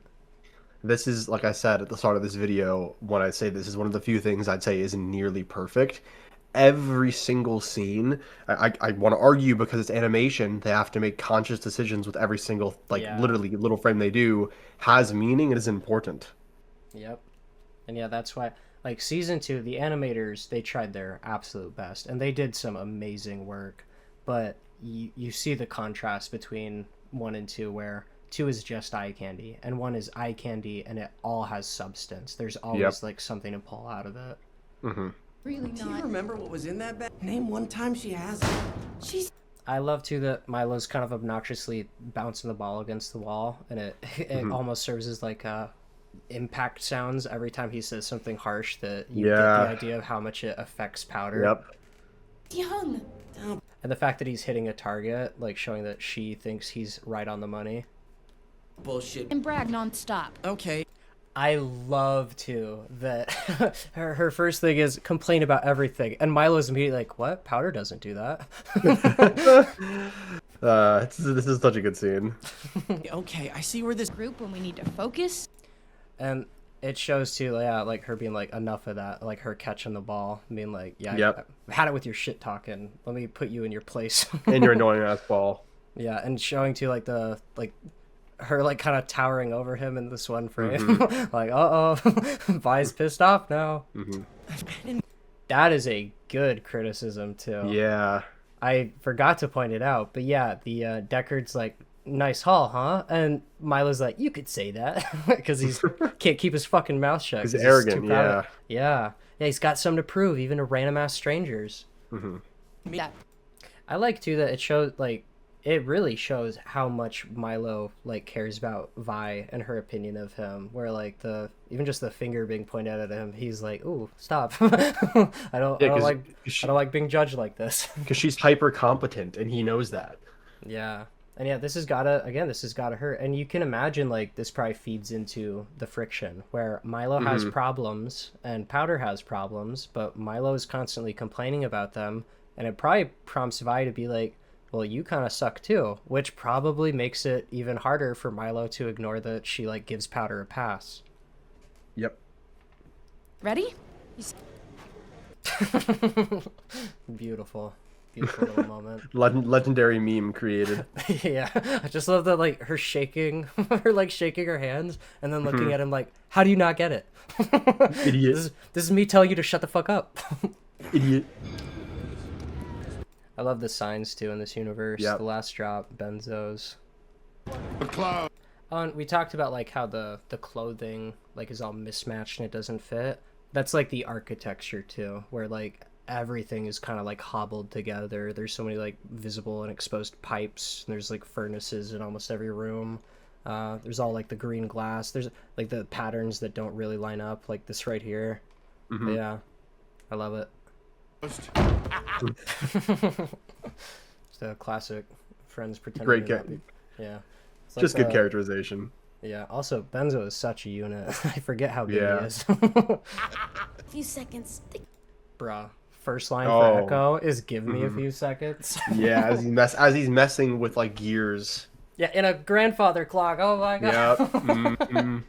Dude, this fucking show. Kid and Pinion. That is You like, just hear in the background, "Hey, little man," because yeah. Oh my god. I didn't even catch that. I just love the delivery. That clagger. Hey, little man. hey, little man. It It's just sounds- like, oh. It sounds so organic. It's so good. Mona. Say collections is interesting too, kind of showing that Vander is still I don't know, he's like taking some kind of protection money. There's some kind of racket still going on basically in the Undercity, even someone as honorable as him. Okay. I'm talking about with this. And yeah, and I like that, you know, Vander grabbed a bunch of junk as an excuse to walk to Benzo's, and then Yep. Benzo's like, what the fuck, this is junk. Oh, We both and know that. so he grabs his injured arm that he obtained from the fight with Silco as he's talking to Benzo about the fact that Silco's men were following them Yeah. And then he without explaining who Silco is. Yep. Well, I like too that he doesn't know exactly who like sent them, but he has a good idea. He's like, who Yep. on our side would be targeting my children? Yeah. Yeah, I mean, it wouldn't be here otherwise. Bruh, like most kids, especially a kid like Clagger's size and who did that much damage in the fight, might have some kind of pride. When Echo said like, "Oh, did Vi kick their asses?" But no, he's just like, "Yeah, wouldn't be here otherwise." And it's like, dude, like Yep. Clagger did probably more work in that fight than anybody. Yeah. He took on two of them. Yeah. God, I love him. Oh, she showed me a couple of moves. He paid in gold and didn't even haggle. Like, So that's Jace coming to Benzo's to get stuff, correct? yep. Yeah, it's just so good. And he paid in gold and he didn't even haggle, which Yep. multiple layers. A, he's not familiar with the Undercity. B, he's privileged as fuck, so he just paid outright whatever Benzo asked. And C, in the end of the episode, Silco will comment about Jason, say the boy didn't even haggle. So good. I, So good. I charged him double price. Sucker. Yeah, being charged double and just being able to fork over the cash, just showing the monumental like disparity between the two. It's the Andor speech, right? They're so fat and full of themselves they don't even realize. Yeah. You know where he lived. Followed him? That and this we get Echo following people is going to be something he does throughout the entire series. He's showing that he's like an opportunist. He's keen-eyed, the owl symbolism. Homie's just waiting for the right moment to strike. And yeah, later on he'll follow a couple people throughout the series, but showing that that's how he knew where to find Jace's house. So well done. How else? Homie's got too much swagger for a kid. Too much. I like too that we show just the enforcers glaring at him, like even just a cute little kid being like, "What's up?" They're like, Yep. and Marcus just gives him the death glare, like, "You little criminal." Shows too just the quality of the air. Not only does it give him like kind of a more villainous and detached look, but the gas masks really drive home like, oh, people shouldn't be breathing the air down here, and meanwhile everyone else is just living in it. You know what I mean? Yeah, it's just so incredibly toxic, and the fact that they have to wear the mask just reinforces that. Yeah. Picturing in that thick head of yours. And then we have our introduction to Marcus, and Marcus is very generic, I will say. He at the start of his story, he just has a giant chip on his shoulder, and he very clearly hates anyone from the Undercity. He begins very generic, but has a very satisfying arc ultimately. Yes. He's to me very representative of the show as a whole, as to it takes things that are relatively simple and didn't need to be more and makes them better. Yeah, and I think it's a cool character to do it too. You have the classic corrupt cop, and then you get a lot more layers to him, where you kind of feel bad. You're like, oh, even you're kind of a victim in all this bullshit. Where And I mean, yeah, he loses his wife. Like even for someone as privileged as him, like you can feel that pain.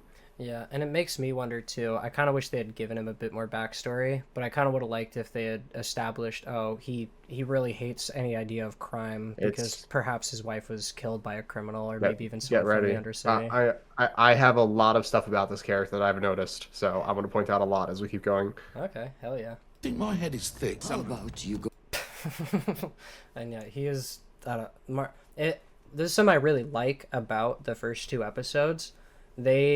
They kind of trick you. Like they do come off. They just don't come off the rest of the way that the show comes off, if that makes sense.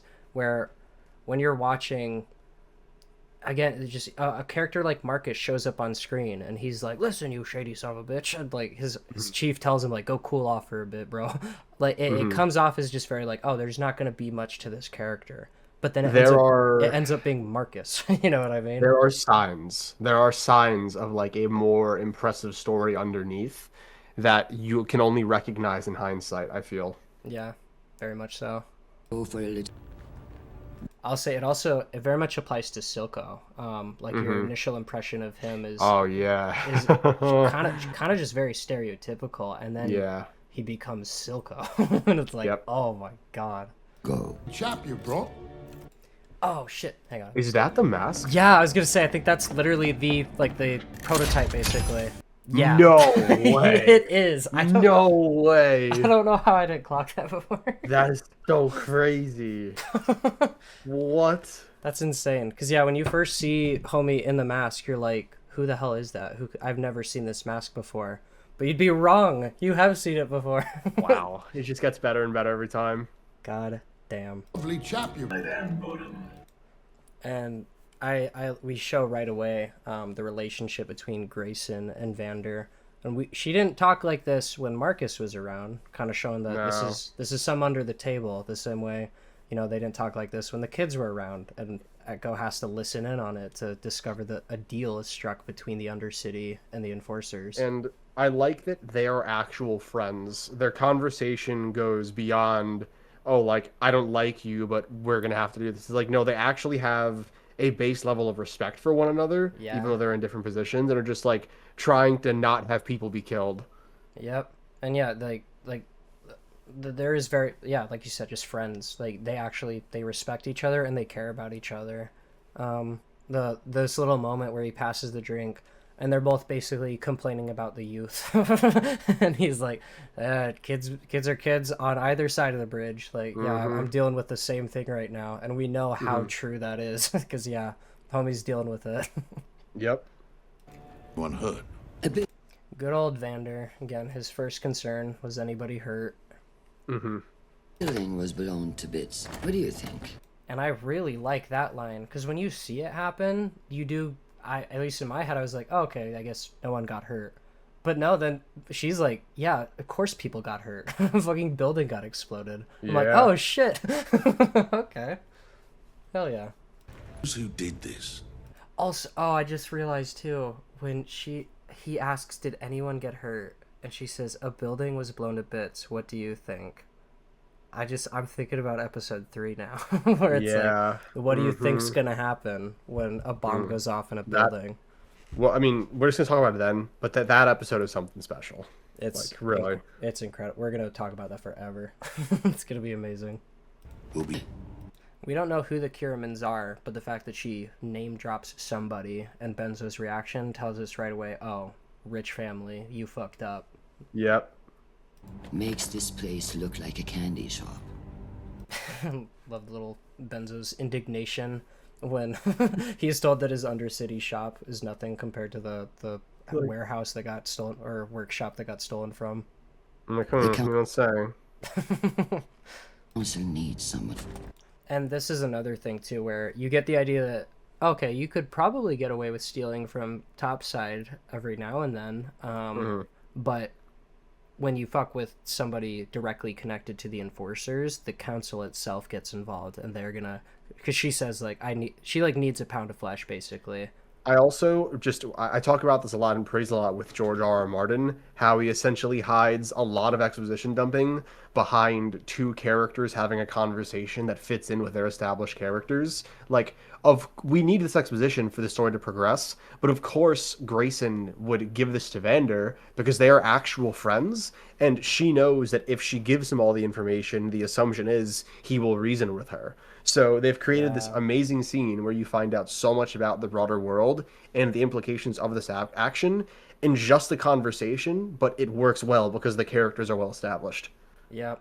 And it's just, it's insane. It blows my mind every time. But every time I watch this show, there's more. There's more to praise, more to love. And I can't, like, for context, this will be my, like, 4th or 5th watch through. And it's just, there's just more there's always more to notice. There's always more to love. It gets better every time you watch it.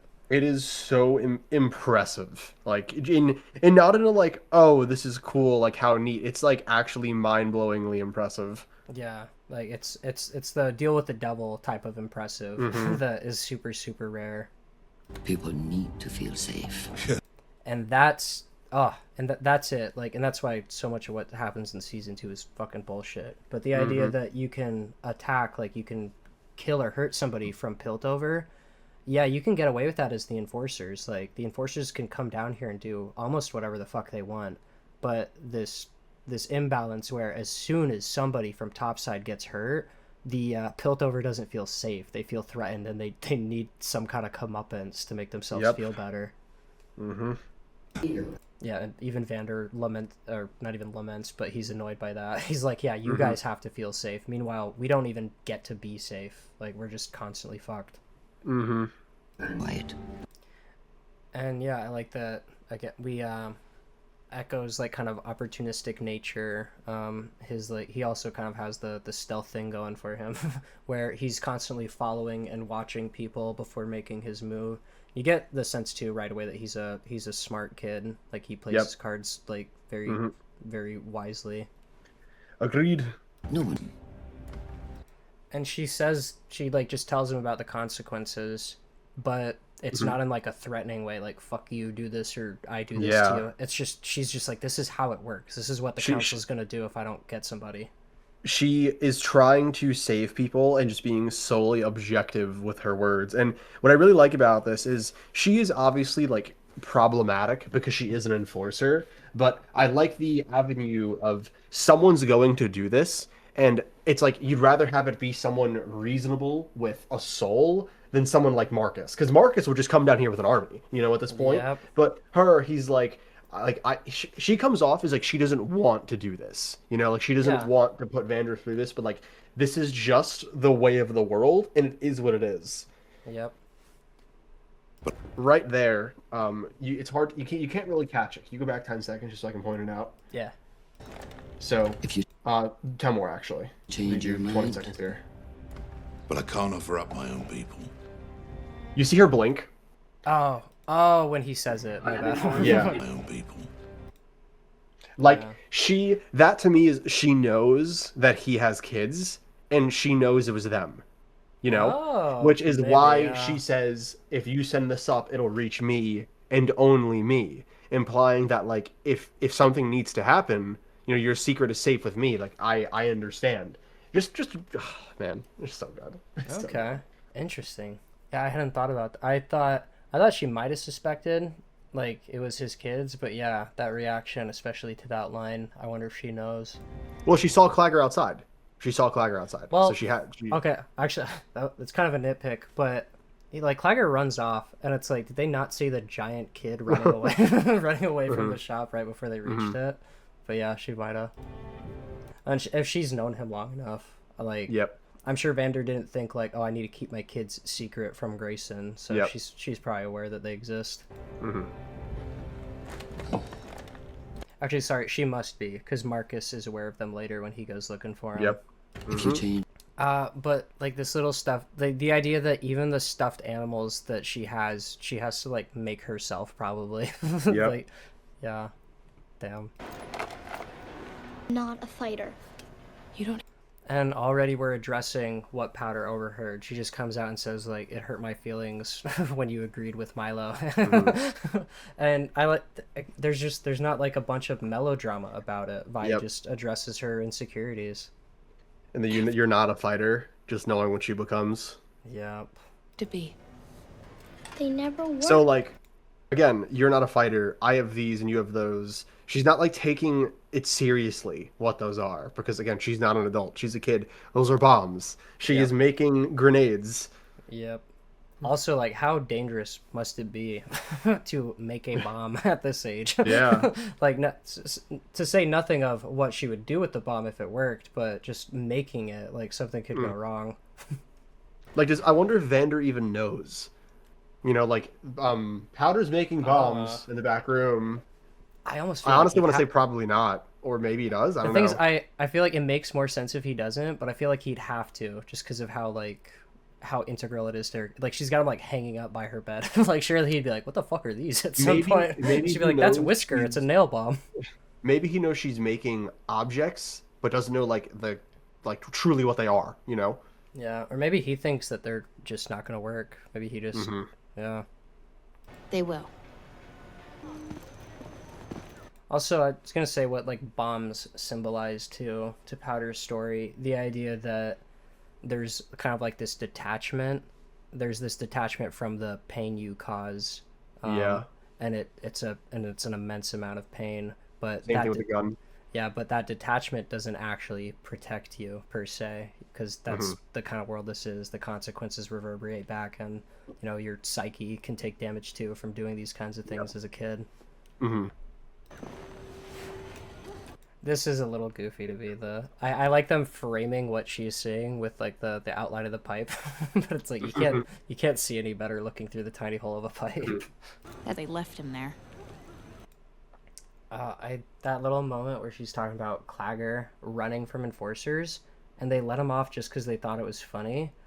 This idea that they didn't need to be chasing him, probably that it wasn't that big of a deal, and that it obviously wasn't that big of a deal if they're like, oh, we can leave him trapped here, showing that It just further shows the difference between the two groups.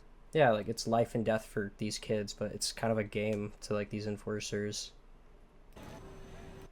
I love too that they're all just things that make sense for the characters. But of course, it'd be Milo drawing a giant middle finger like on a sign. Just the idea that he wants to make his mark on the world. It also goes back to the thing of the blimp, where it's just like, you know, screw them. Yeah. Also, first time I thought Vi was lying. I thought she was talking about this splotch and being like, "Oh, his ass made that splotch." But I was like, oh, she's talking about this one where Yeah. Milo fell and probably like tried to put his hand on the billboard, and then yeah, there's all this paint down here. We stick together. I like the point of this conversation, just kind of giving Powder a bit of perspective. Like, we all fuck up, like, and we're kids. Just kind of, for once acknowledging that it makes sense that you messed up. Like, today wasn't out of the ordinary. It's gonna happen. Yeah, but it's just also tough knowing that she has an issue with accountability later on. Yeah, true. But it's all, again, like, that's this story. Just it makes sense from every angle. Little secret. Milo's wrong. And yeah, what do you think of this? The fact that, man, let's keep this our little secret. It's so tragic. It's so tragic. Yeah, attempting to let. I feel like this is her trying to give Powder a win. Like, oh, you didn't lose everything. Which, Yeah. not good because, I told Vander we did, and he, it's good that there's nothing to tie us to what happened. But it's also like, you actually salvaged something from the mission. So I like that she's like, yeah, you keep it. I think it's to try to help her, like, boost her confidence. Yeah, it's just so tragic knowing that where these 3 crystals lead them, Yeah. If only they had told Vander. Yep, exactly. Powder, you're stronger than you think. And that's why, like, I get why Vi would say this. Like, you're stronger than you think, but it's telling a little kid, like, you need to be strong. It's like, no, she's a tiny little kid. She shouldn't be involved with any of this. Yeah, she just needs to be a kid at this point, man. Yeah, like, kids aren't supposed to be strong. Dude. Yeah, so I know a lot of people don't like these first 2 episodes. I was locked in my first watch with this shot. Like, I was so sold immediately. Yeah, I'll say story-wise, I was a bit of a dummy. It took me until about episode 3 that I was like, the story is amazing. But for me, it was just, I was just so fixated on the animation. Vander, like, did it for me. When we got to his character, that really sold me. I'm like, okay, like, this story is actually going for something. But it does seem a little traditional at this point. It's like I said, only with hindsight that you see how deep in the layers to it.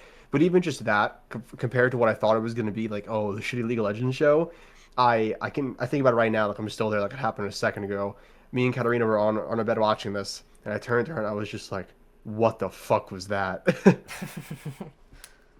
Yeah, it's amazing. And do we have one more scene here? Yeah, we do. We're not done. We do. We got one more character to introduce. Mhm.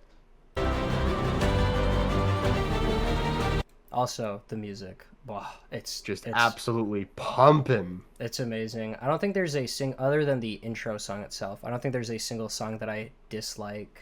Well, you're wrong about the intro song. So. Caught us by surprise. Now is it?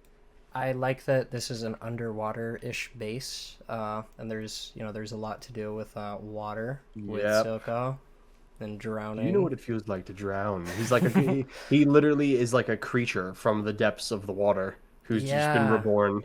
Yeah, no, he's like like a creature from the depths is such a good way to describe Silco. He is from the deepest, and darkest the one part eye, of the Undercity. The one eye kind of looks like a fisheye in a way. A little bit, yeah. It was their fault.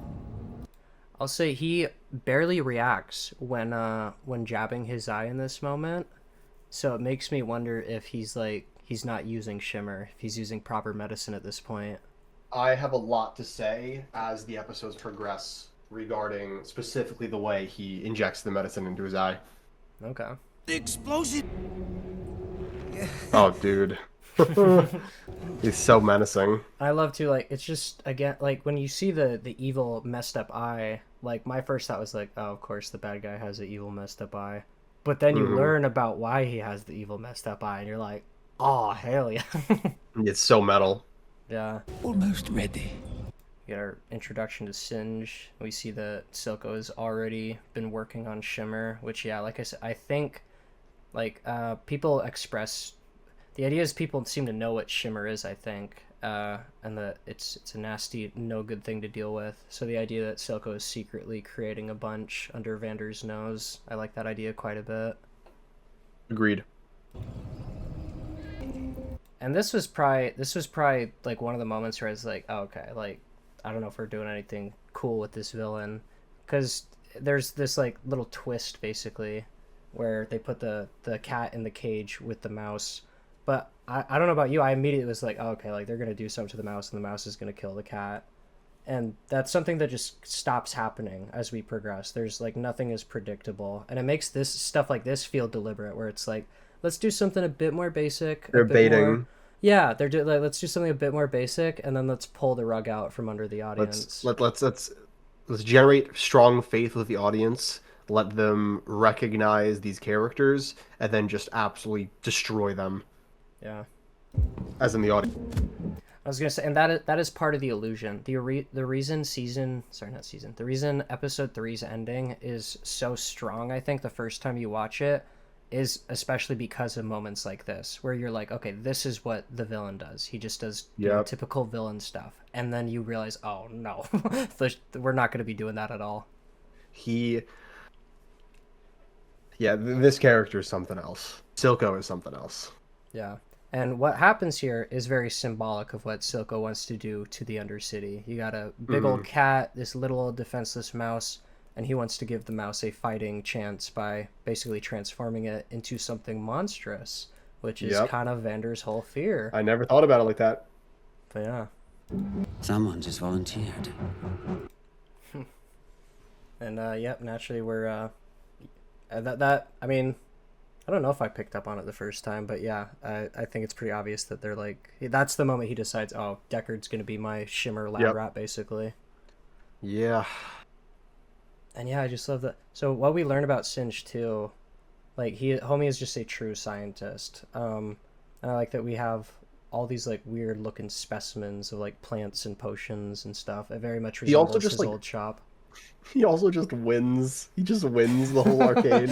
We don't talk about no. No.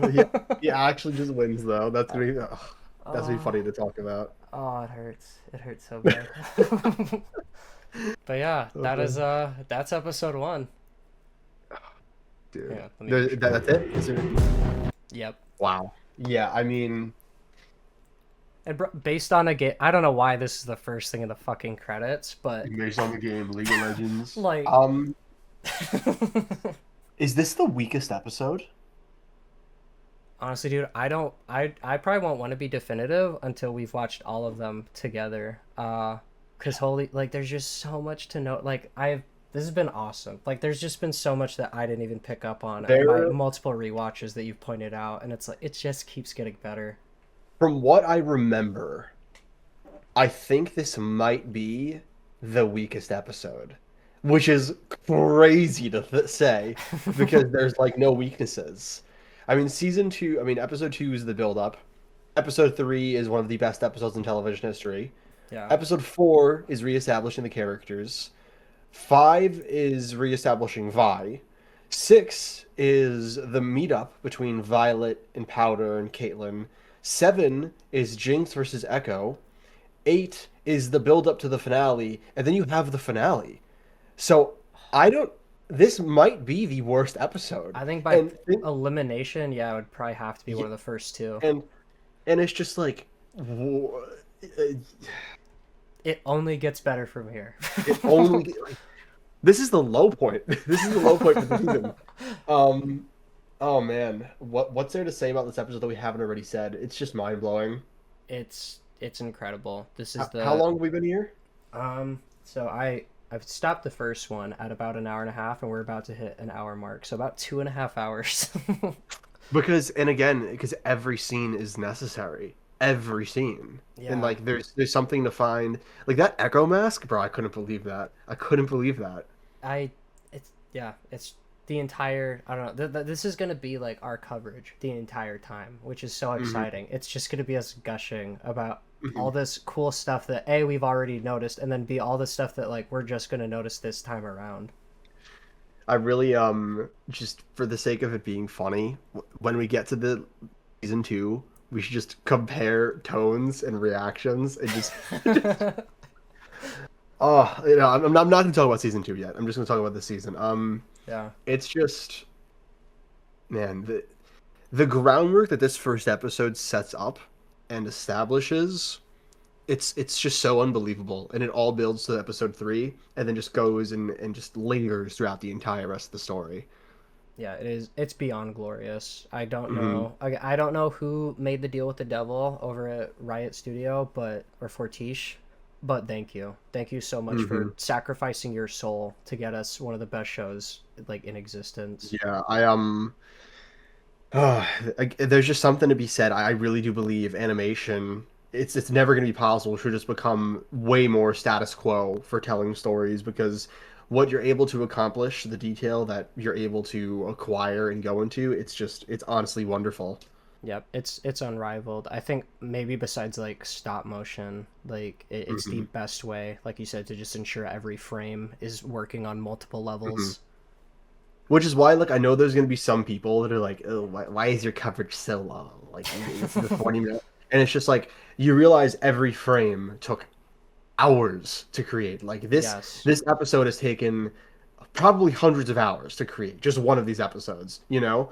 Yeah. Um Yeah. Honestly, maybe even more. Maybe even more if Dude, you're counting all yeah, if you count all the resources and talent and hours, thousands. the amount that went into each episode would make our like 2.5 hours of coverage look like nothing. And that's Yeah. the thing. Like when people are like, oh, someone guy was talking about like the Dunkin' Egg stuff. He's like, there should have been 9 minutes. It's like, Mhm. I if you don't want to say that much about the episode, then yeah, that's fine. Like you can watch a like quicker summary. But that's just not what this is. Like we are here to talk about every scene, almost every line, every character in detail because like you said, like a ton of love was put into all of those things and there is that much to talk about and notice and discuss and praise.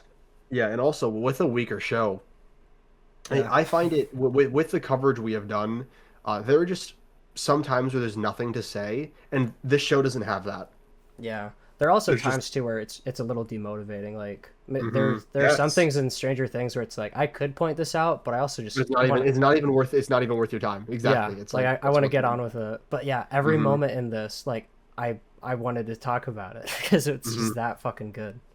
Yeah, it's like going into this, I knew it was good, and again, like I said, this is my favorite season of anything ever. But every time I rewatch, I am just reminded of why this was so and is so special. It's beyond me. Also, it's so good that we slowed it down for the fight and we forgot to kick the speed back up. I Oh my just realized God, we've been at really? one speed for like more than half of the episode. That's hilarious. We didn't even care or notice. Hmm.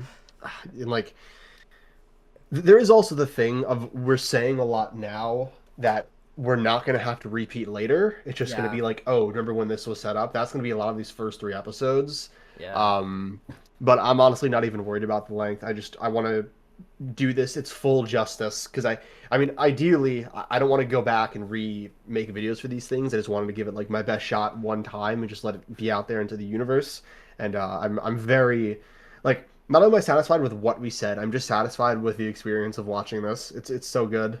Yeah. If anything deserves it, it's Hmm. Arcane season 1. It's phenomenal. If some by some miracle you still have not seen the entire show, please do not let us spoil this for you.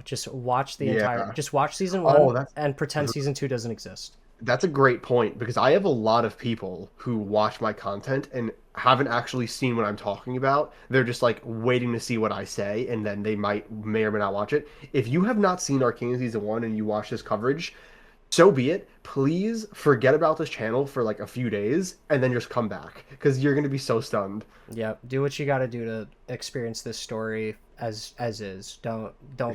Don't let us ruin it in any way. Come And back then when come you back and yeah, rewatch it. come back when you're done because we're gonna talk about it as much as we I can. I I remember the first thing I did when I finished season 1 was just look for every bit of analysis on YouTube because I just needed to know if I was crazy or if everyone else thought this was like the best thing ever. Yep, and yeah, I'll say there's a decent amount of analysis, but I I I Not still enough. feel people just don't. The world just does not understand how amazing Arcane is, and it's a travesty. Maybe there's people that have. I just haven't seen them. I have not ever seen anyone point out that Echo's mask is in that clock and he's tinkering with the clock in his opening. It's I'm just I'm sure somebody has, and Oh no, for sure, for sure. But yeah. like not that I've just seen, and I've seen a lot of Arcane stuff. Yeah, yeah, and yeah, that.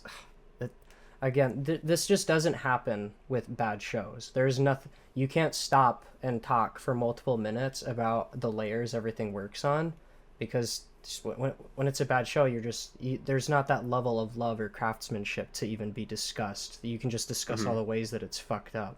With this, like, there's almost no end in the other direction. There's just always more to appreciate. But yeah. Yeah, I guarantee you we definitely missed a lot of stuff too. That's the crazy thing. Certainly. Yeah, like you could watch Arcane for the first time, watch this video, and then go back and watch Arcane again, and you'll still see a bunch of stuff that we didn't notice. Yeah, but I guess with all that being said, if you've made it this far, thank you for watching our long coverage. What are we thinking? Definitely like of one video a week at least. Yeah, I think one Arcane I think we can a manage week, that. One Arcane a week should be doable. One Arcane, then we'll be doing our coverage of Dunk and Egg, and Yeah. then after Arcane, I've gotten a bunch of requests to do House of the Dragon. I don't know if you'd want to do that closer to season 3, but that's up to you, to tell you the truth. Honestly, I think we should probably start sooner rather than later. Yeah, Just, because it's gonna take time for sure. Yeah, and I don't want us to feel like we have to, like, it'd be nice to Rush. Yeah, it'd be nice to stick to weekly for an entire season, but I would definitely like a break after season 1 of Arcane before going right into season 2, and same Oh, thing no, with, for like, sure, for House sure, of for the sure, for sure. Dragon. So yeah, I think if we start sooner, we can get that break in there. Yep, I'm with that. So for future, bunch of episodes for Arcane. I'm gonna drag you into season 2. Sorry about that. So at least 17 of these, or no, 18 of these. Yeah, and then House of the Dragon while releasing Dunk and Egg. And then, do you have any videos coming out soon that you'd like to plug on the main channel? I am working on a Ned video, but I've got a Tywin and Littlefinger on my channel discussing episode 7, and that is also what the Ned video is going to be covering. So you should definitely go check those out in preparation for the Ned video. But yeah. Other than that, As far as for my content, I have my John Wins video coming out soon, and then the Mega Cut probably both coming out within the next 2 weeks. And then just whatever I think of, and then Catlin videos. hell yeah. Yep. But yeah, I wa- that's it for episode 1 of Arcane. Yep. Thank you all so much for watching, and we'll catch you in the next one. Peace. Goodbye.